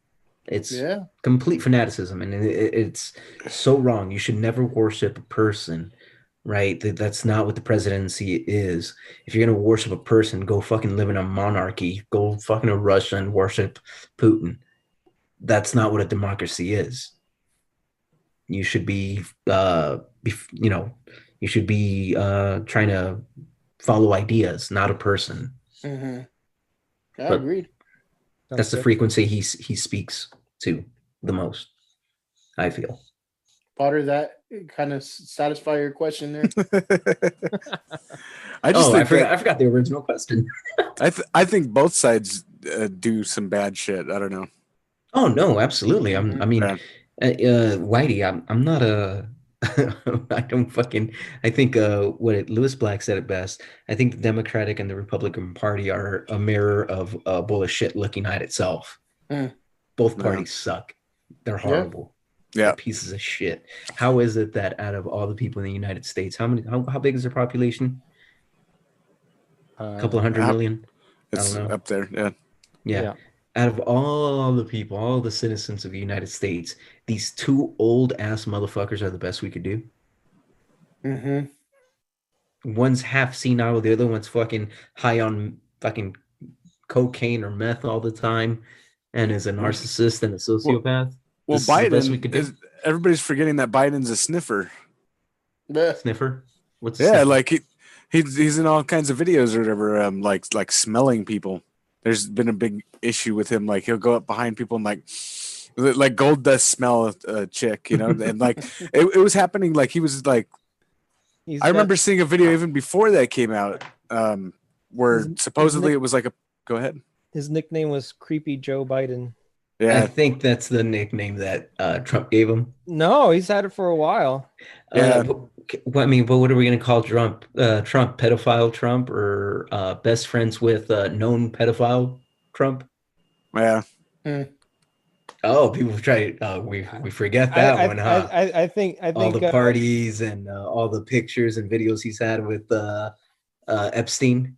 That let's just let it be known. Jeff Epstein. What was his name? Jeff. Yeah, Jeff Epstein did not kill himself. Everybody knows that. Yeah. And there's a bunch of fucking videos and pictures and everything of the sort of him partying with Trump. I feel like there's like way more evidence pointing to people like Bill Clinton though being part of that circle than Trump. I mean, I'm not denying. I'm not saying anybody. But you see your redirect right there. How about you admit that Trump has some shady ass friends, and that he's been known to party. I think they all got shady ass friends. Again, you're doing the misdirect. How about you admit that Trump hung out a lot with the pedophile? Because I don't know if he hung out with the pedophile. But there's a quote. There's a quote with Trump saying, "Okay, Jeffrey Epstein. I'm not saying anything, but he likes them young." Have you read the quote? I don't want to Google it right now. I don't know if Jamie, pull that shit up. But there's a quote of Donald Trump saying, Jeffrey Epstein, yeah, that guy likes him young, if you know what I mean. Okay. What do you have to say about that, if that quote was true? Sounds like he knew that guy liked young kids, or... Yeah, I know what that means. That means he probably should be in jail for being an accomplice. Right? But again, would an accomplice mean that there's that cognitive dissonance, right? Everybody wants to talk about creepy Joe Biden, and I'm not saying that he's not a creep, right? He likes sniffing people, yeah, but there's no hardcore evidence of him hanging out with a fucking pedophile. Mm-hmm. No, but he was sniffing 14-year-old girls. How about all those fucking dudes like the QAnon that hate pedophiles, right? And that Trump acknowledged, I don't know who they are, but if they don't like pedophiles, they're okay by my book. He has the support of QAnon that hates pedophiles, yet one of his fucking good friends was a pedophile. Mm-hmm. You see that disconnect right there? They can't connect those two dots. It's what did they call it? It's never underestimate the power of denial. Right. Well, you don't Biden built the cages. You know what I mean?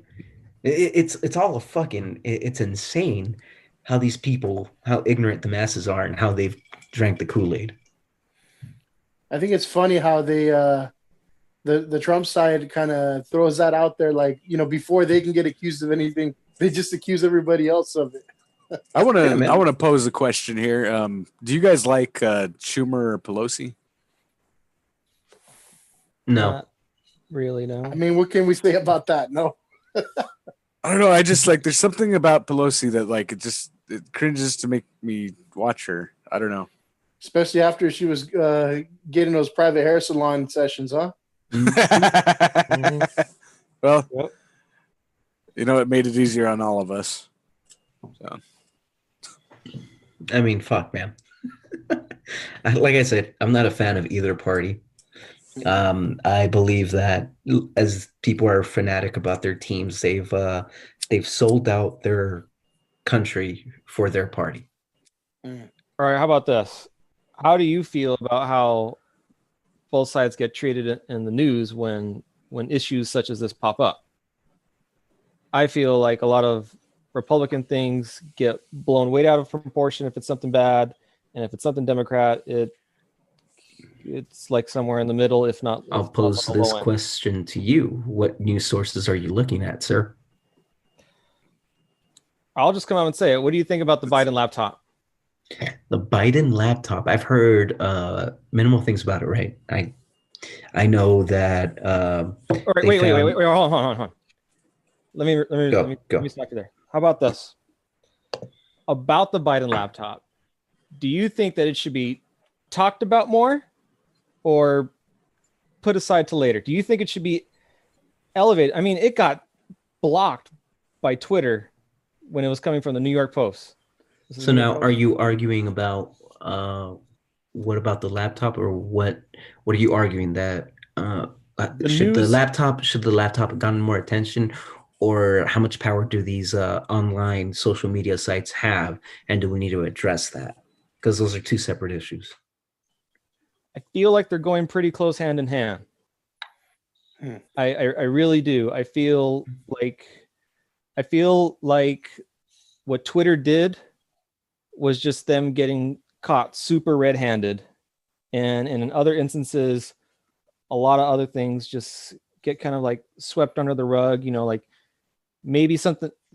I can't give a good example. Something happens, and it's bad for the Democrats, and it should be talked about. So the reason that they don't really talk about it, but something less severe happens to the Republicans, and they just blow it up. I feel like that happens, and I feel like it's just wrong. So the reason that Facebook and Twitter, and this is just what I heard, so take it for what it's worth. But the reason that Twitter and Facebook have not let this cat out of the bag, as to say, is because they think that it's blackmail, and that the information that was gathered was through hacking, right? Because a random IT guy at a random state picked up this random laptop, opened it up, saw some pictures, and just so happened to send it to Rudy Giuliani. Come on, man. If you believe that story, come around back of my house. I'll show you where you could dig up a well of fucking gold. You dumb fuck. There's a bunch of dead bodies down here. There's about to be one more. Everybody knows they hacked it. I could see why they would want to, from a legal perspective, not go forward with it. See, so just because it was hacked information, you don't feel like it should be going? No. Like I said, those are two different issues. I can see why Twitter and Facebook wouldn't want to partake in that, because they could be held liable for it. However, the issue by itself, did this guy know about the dealings with Ukraine, and was he getting a kickback? That's pretty fucked up.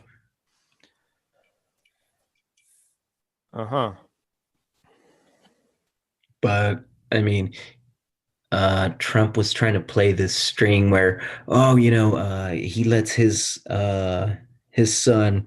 I think the angle they were going with was Hunter Biden was using his father's position to influence his business and get money, right? Yeah. Yet you're talking about a president that is the first of his kind that has not put his business into a blind trust. He just said, my kids will take care of it. Don't worry. Wink.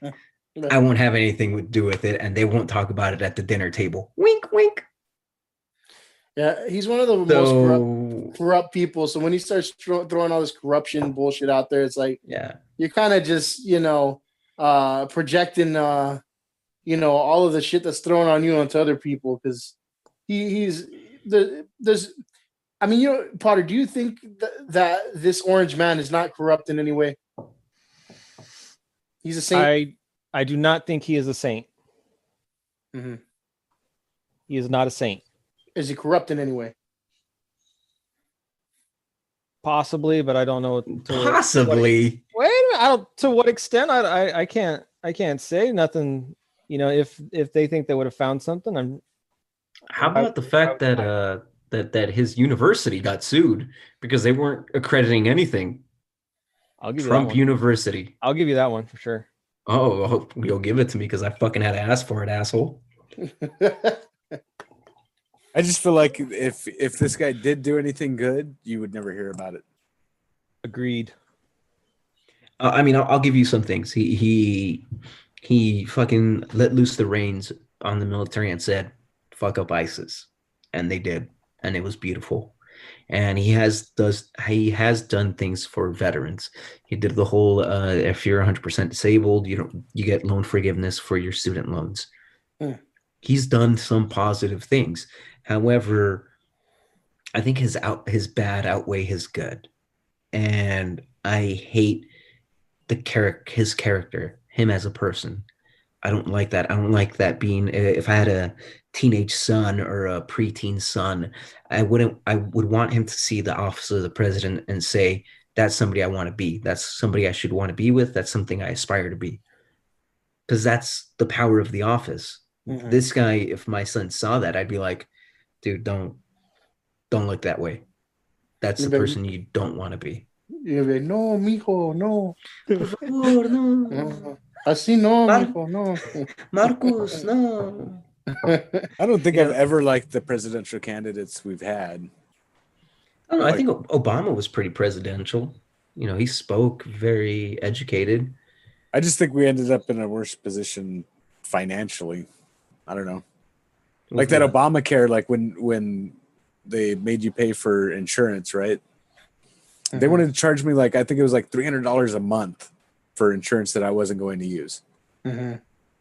I don't know, man. I think that health insurance should be a requirement. Honestly, I really do. I don't think it should be required, and you should make poor people pay for it because they can't afford it.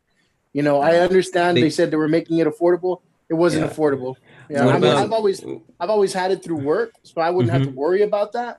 But I from the people that have had to opt in for that, it is not affordable.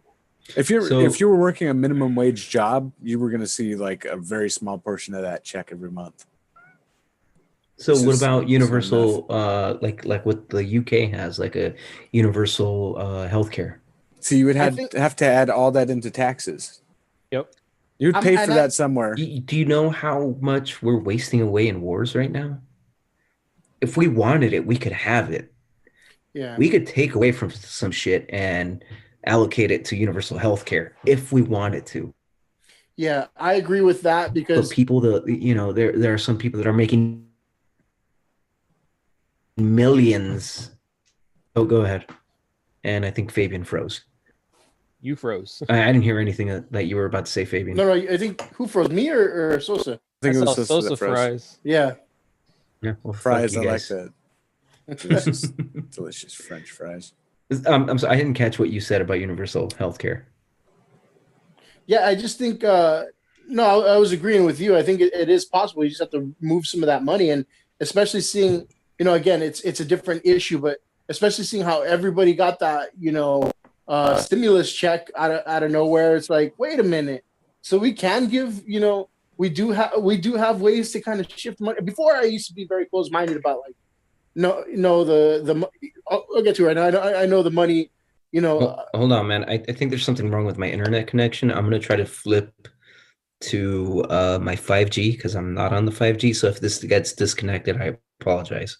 All right. And I'm switching now. Hey. It's just getting some G's. That's all. Anything happen? You guys good? Yeah. You froze for a second. I think that's probably from you. I'm back. I'm good. All good. All right, go for it. I'm sorry. Go ahead.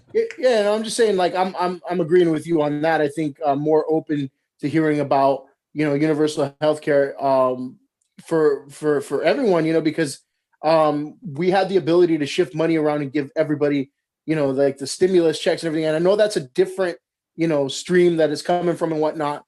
But you're right. We can allocate things a little differently.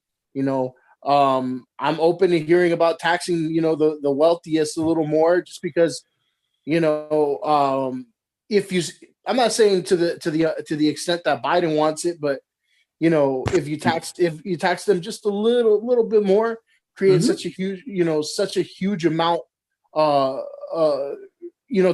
do a lot of other things that we're not doing. I'm open to it. I'm not saying. Yeah, go ahead. Yeah, You're not saying. I'm not saying like tax the everyman, because we already get taxed enough, but move some money around, ask for a little bit more of the ones that make the most. And yeah, I mean, if people consider that socialist, then fuck it, I'm okay with that aspect of it. I don't care. We can afford it. That's all I'm saying. So the example I like to use here is that my buddy Saul, right? Saul's 34, and his dad is a Vietnam veteran. He came out of Vietnam and he started working for the post office as like a mechanic or some shit like that, right? With his post office job, being a mechanic, he was able to afford a home, a 2 to 3 bedroom home in Azusa. Can you tell me of any man that's able to do that in today's day and age? Hell no. No, that doesn't happen. There is a wage disparity in our country that is fucking over the middle class.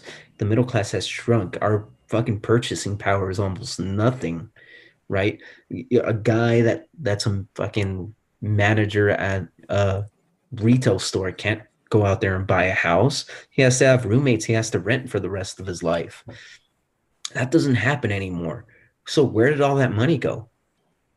What happened to our purchasing power? It got shifted around to the more wealthy people, to the CEOs, to the people that are in charge that are fucking over the common and working man. Yeah, tax them a little bit more. I'm okay with that. Like, yes, you deserve to enjoy the fruits of your labor. You created this company. Great. Thank you. But you need to be giving people a living wage and a chance to achieve the American dream, right? Buy a house, have an education, have some fucking kids. But should a living wage be minimum wage? Be the minimum wage. So should a living wage be ideally? Yes. But how much is minimum wage right now? $14? No, like if you're talking nationally, it's much less than that. California, I mean, I'll go by LA, right? LA, it's 15, right? No, and LA, I'm talking about LA, city of LA. It's gonna be. I think it's working. I mean, we have. All right, so the minimum wage for the state of California is, for less than 25 employees, is $12 an hour. If you have more than 25 employees, it goes up to $13 an hour.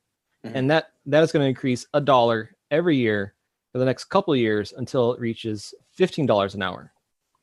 So for me picking out a high school kid to flip burgers at McDonald's, I have to pay him eventually $15 an hour. Or how about this? If I hire him first day of the job on like December 28th this year, and January 1st, he automatically gets a raise for $1.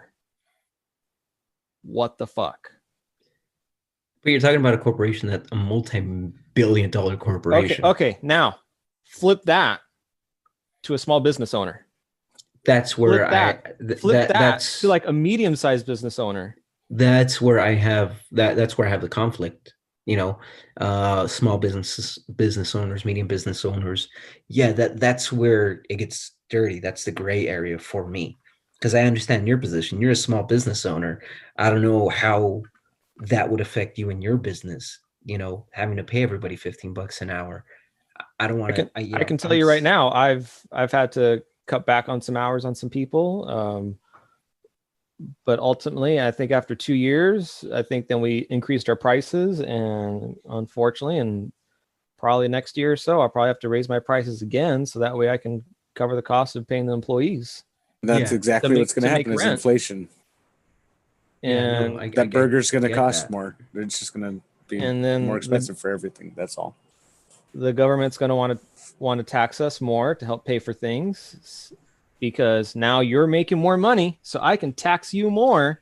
So now that house that you were hoping to buy next year, the prices on it increase now because of taxes. Now you can't afford it. So it's a continuous effect. So we're just going to all have to start building houses in places where there's not a lot of people right now. Just start building up new towns. Okay, so here's the thing, though. A perfect example, right? A couple of years ago, I was in downtown LA for God knows what the fuck, but I was out there with my wife, and we were having fun. And I was looking at not exactly the high rises, right? But I was looking at all these buildings, right, that had businesses out in the bottom, and then they had like beautiful, not studio apartments, but huge apartments. And I started looking and I realized that mostly all of them were empty. Mm-hmm. What does that tell you? Somebody's buying those places. That's somebody's second, third, or fourth home in downtown LA. That is $1 million property, multi-million dollar property. And that is one of their 10, 15 properties that they have in this country. How is that happening when somebody like the common man can't get a fucking apartment without getting 2 roommates? Mm-hmm. It's because I feel like the people that purchased that spot, it's like that South Park episode, Soda Sopa, south of South Park. Some guys came in, they're like, look, all these bars are like really thriving and stuff like that. Let's invest here and make these expensive things when really it needs to be cheaper housing there, not better, more fancier housing, because they're trying to cash in on making more money from people, and they're getting rid of all the cheaper places for people to live. So what you're talking about is what you're talking about is gentrification. First of all, you're pricing out the poor people to bring in the rich people.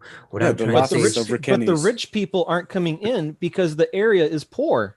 Mm-hmm. So then, how do you explain somebody having like 3 summer homes in the fucking Hamptons and one in fucking London? The Hamptons ain't for poor people. They're not caring about that shit. They're not caring about some fucking what I'm talking about down the street fucking shooting up at 3 a.m. But what I'm talking about is the wealth distribution in this country, and how maybe taxing the rich, like the elite, would help out more of the common man.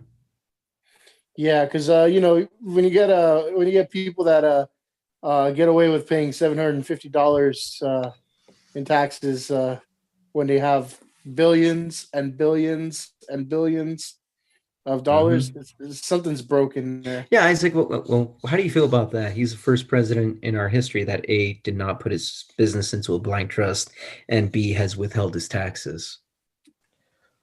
Oh, but so where did you get this information from? Was it hacked information? Is it trusted information? No. How do you feel? You were just moments ago you were talking about how the information on the laptop might be hacked, and so that's why people didn't talk about it. Notice Shapiro here. But I'm gonna back up. I'm gonna answer your question again. Go back. Answer your question. Answer your question. Notice how I didn't say how do you feel about him paying $750 a year for taxes? That's not the question I asked. I said, how do you feel about him being the first president in our history that has not put his business into a blind trust and has not disclosed his taxes? Oh, fuck. Oh, you're right. You didn't ask about the $750. You don't know? You don't think that's odd? First president in our history of as a nation? I don't know how I feel about that. I never thought about that. I mean, you have time to think right now. What do you think? A guy that's a billionaire, that's our president, decides to not put his business into a blind trust and does not disclose his taxes to the American people. Why should he have to disclose his taxes? So we can know who he owes money to. So in the army, right? If you want a security clearance, right? Which I had.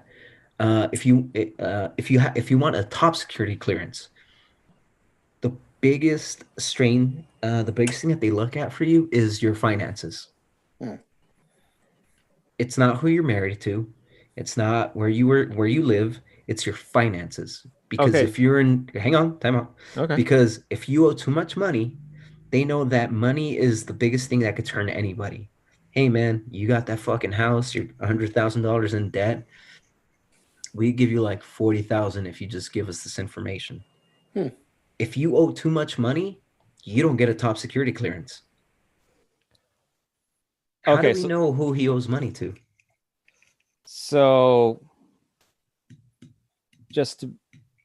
what I'm getting away from here is what's something that I'm taking away from here is that you think that we eventually put this man in office before someone from the IRS, the FBI, or the CIA could do a background check on him and investigate him financially to see if he has any heavy debts into any countries whatsoever before we actually put him in office.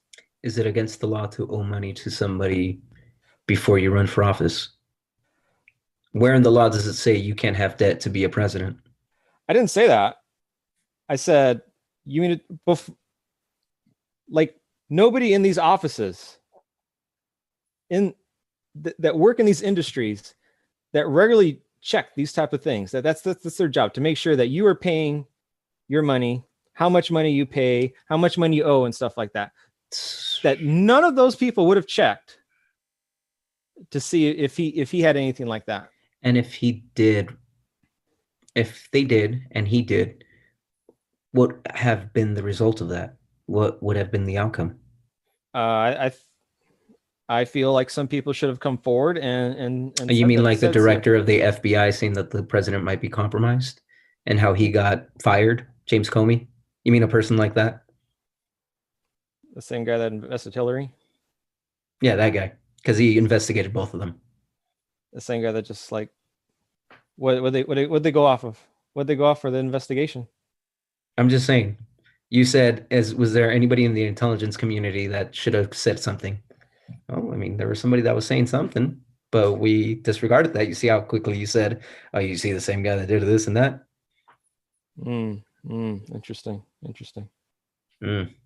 What do you, Fabian, Whitey? What are you guys going to jump in on here?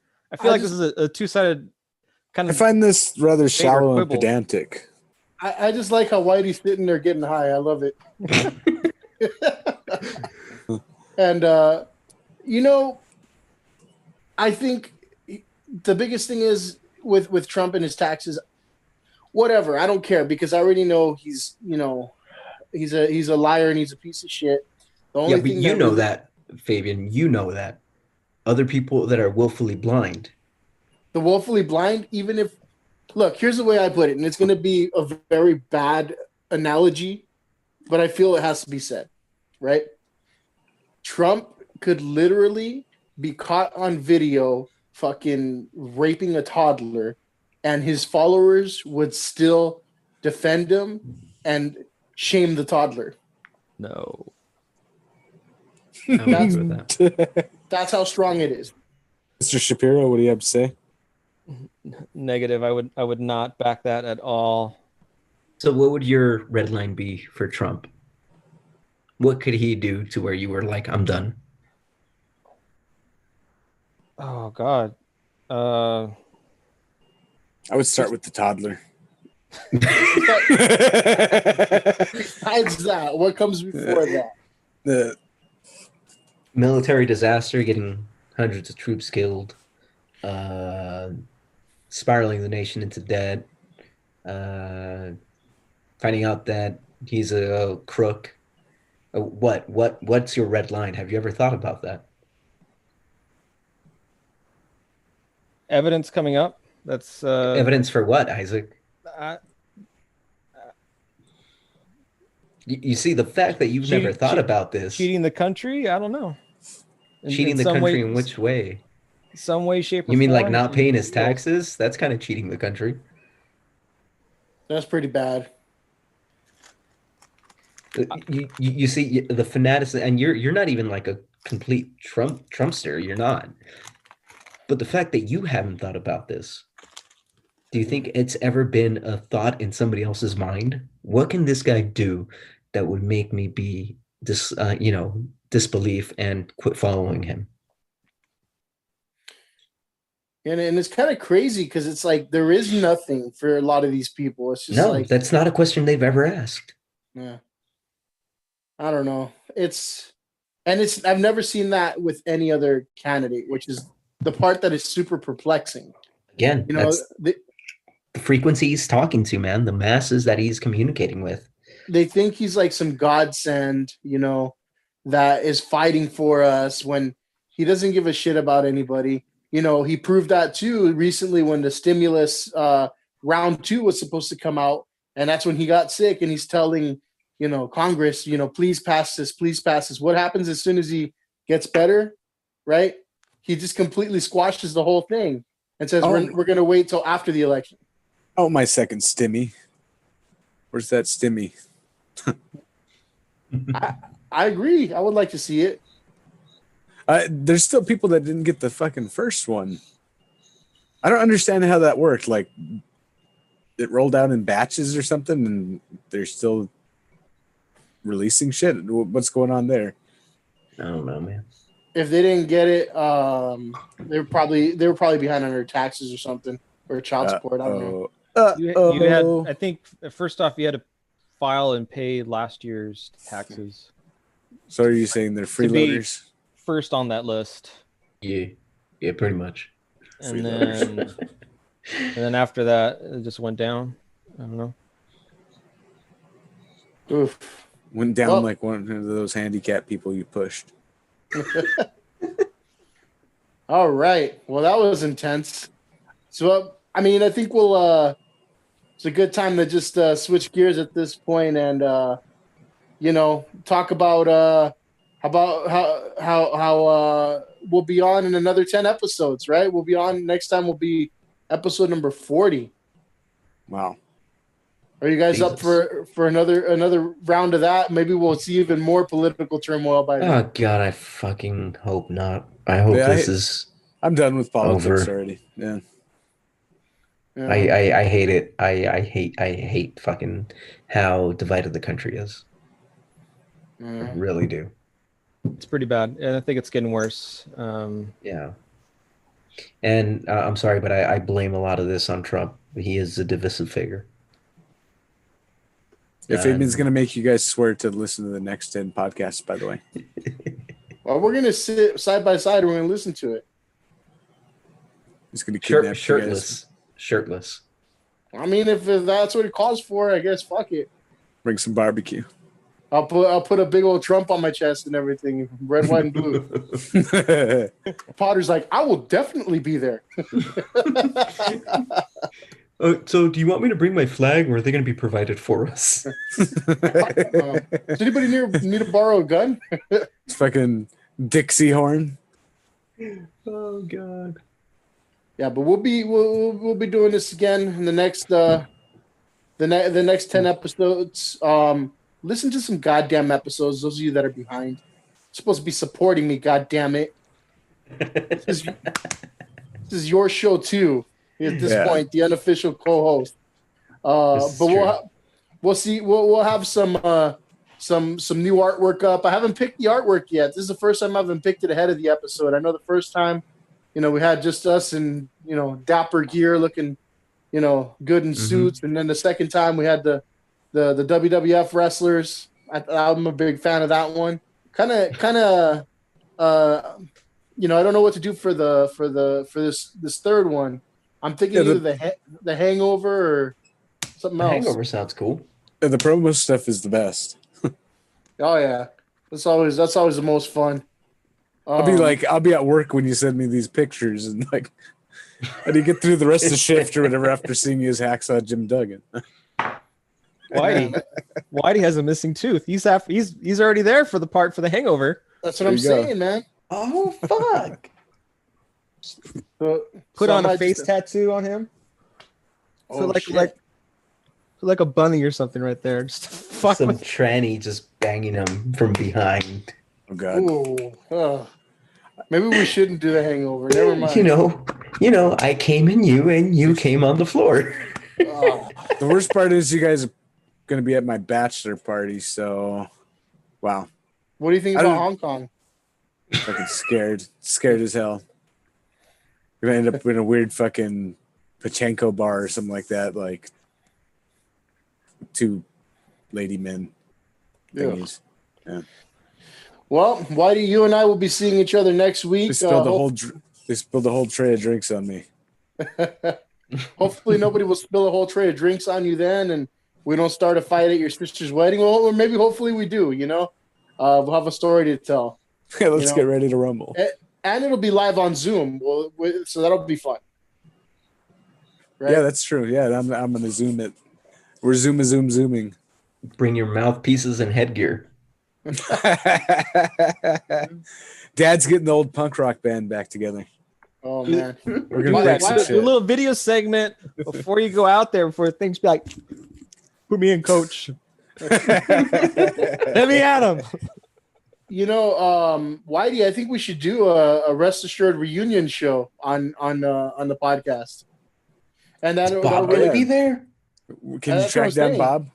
Yeah, he's in Canada. I mean, I'll He does send him a stuff. Zoom. He's there. So I was saying is that way we can get behind the music going, and then you could blame him for the band ending, and he can blame you, It was the drink. and then we'll close it out with us trying to play an old song and everything, and We're gonna cyber hug. Yeah. I think it'll be good therapy for you, Whitey. So it'll be like that Metallica movie, but without all the fame. Get the tag team back together. You guys remember? Oh no, Potter, I don't think you remember because you didn't go play video games with us. But when we were at Real Honda College, we had the SmackDown video games, and before anybody would come over to play, I already have their character made for them, like their custom character. I even had a Potter character, but I don't think you ever played it. No. But everybody was there, and it looked just like them. Like Whitey looked just like him, like with his old he used to wear the black shirt with the red tie all the time. The shades and everything, and then when he was in the ring, he would be stripped down to tidy whities. Same thing with Bob, right? He would come out with his beanie and his baggy clothes and everything, and him and Whitey were the tag team, the White Delight. It was great, man. Oh God! If you put Sosa's face on any of that promo stuff, you got to put that hat. Which hat? Oh, The hat that defines your whole childhood and. Oh, the green the green fishing hat. Like if I And had the to booty hat. if I had one image of you or whatever as a kid or whatever, like it would be like the fucking hat. I love that hat. And what's funny is that that was when I was a kid, and now that that I've older, done everything I've done, it's like my favorite hat in the world is still that boonie hat that was issued to me in the army. Now, I was wearing it when we went hunting, wasn't I, Isaac? Yeah. Yeah. Fuck it, that's my hat. That's my go-to. He was bushwhacking. Bushwhacking, baby. In the corn. It's perfect. It's the best hat ever. One of the original ideas I had for the shit show for this episode was like to call you guys for like 10, 15 minutes directly after the election and see what your thoughts were. Yeah, but here's the thing: we're not going to know who won for a while. Exactly. Potter's gonna pick up the phone and it's just gonna be a gunshot. Dang. Yeah, but that's exactly what I thought about afterwards. I'm like, wait a minute, that doesn't make sense because it's going to be a little unsteady for at least a couple weeks. Yeah, man. I mean, some of us have already voted. I've already voted. I already voted. Whitey doesn't vote. I know that. No, I'm gonna go to the poll on November 3rd. Suck on some poll. Yeah. There you go. Potter has already put his ballot in the Republicans only box that they're that they're circulating out there to make sure that their ballots are safe. Did you see in Baldwin Park somebody set one of the ballot boxes on fire? It was Potter. He's in good proximity to it. That's true. You're within walking distance, probably. Fuck you guys. Fuck you guys. Have you voted, Potter? I have not voted yet, sir. I was going to wait for the day of in-person voting. Of course. All right. Well, I guess we'll leave it at that because at this point I don't have an episode to preview. We're at episode number 30. I considered maybe doing a little bit of a hiatus, but maybe I'll just keep going straight. What do you guys think? Should I take like a season break or just keep going straight? Keep going straight. You gotta. Consistency is key, I think. Well, you got like 2 weeks to at least come up with something. Oh yeah, I could come up with content. I was just thinking that maybe I'll take a break. Maybe people are getting tired of it, but never mind. We'll keep them tired of it. Fuck them. Roque.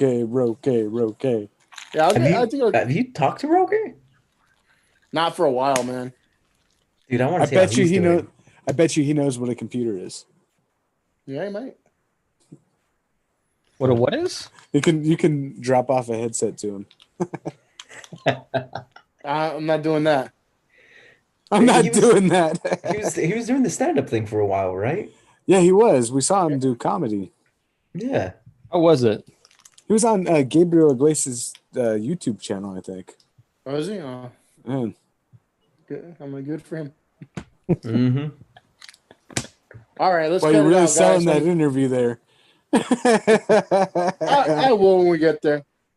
Let's cut it out then, guys. It's been a long one. All right. Appreciate all of you guys being on as always. You know, Potter, we kind of pick on you a little bit, but that's the whole point of the show. You know, But- but the thing is with Isaac, you know, fucking we disagree politically, but we're still fucking good friends. We're great Yeah. fucking friends. And I think that a lot of the American people and the population as a whole has forgotten how to do that. Mm-hmm. You know, they take their fanaticism. Like I said, if that's your team, that's your diehard team. You have your face painted with it. And if you disagree with my team, then you disagree with my But, being, dude- and I'm gonna smack you in the face, and we can never be friends. I agree with that, Yep. but I see that again, more with the Trump people. Mm-hmm. For everybody listening at home, appreciate it. Thank you. Fuck you. Good night.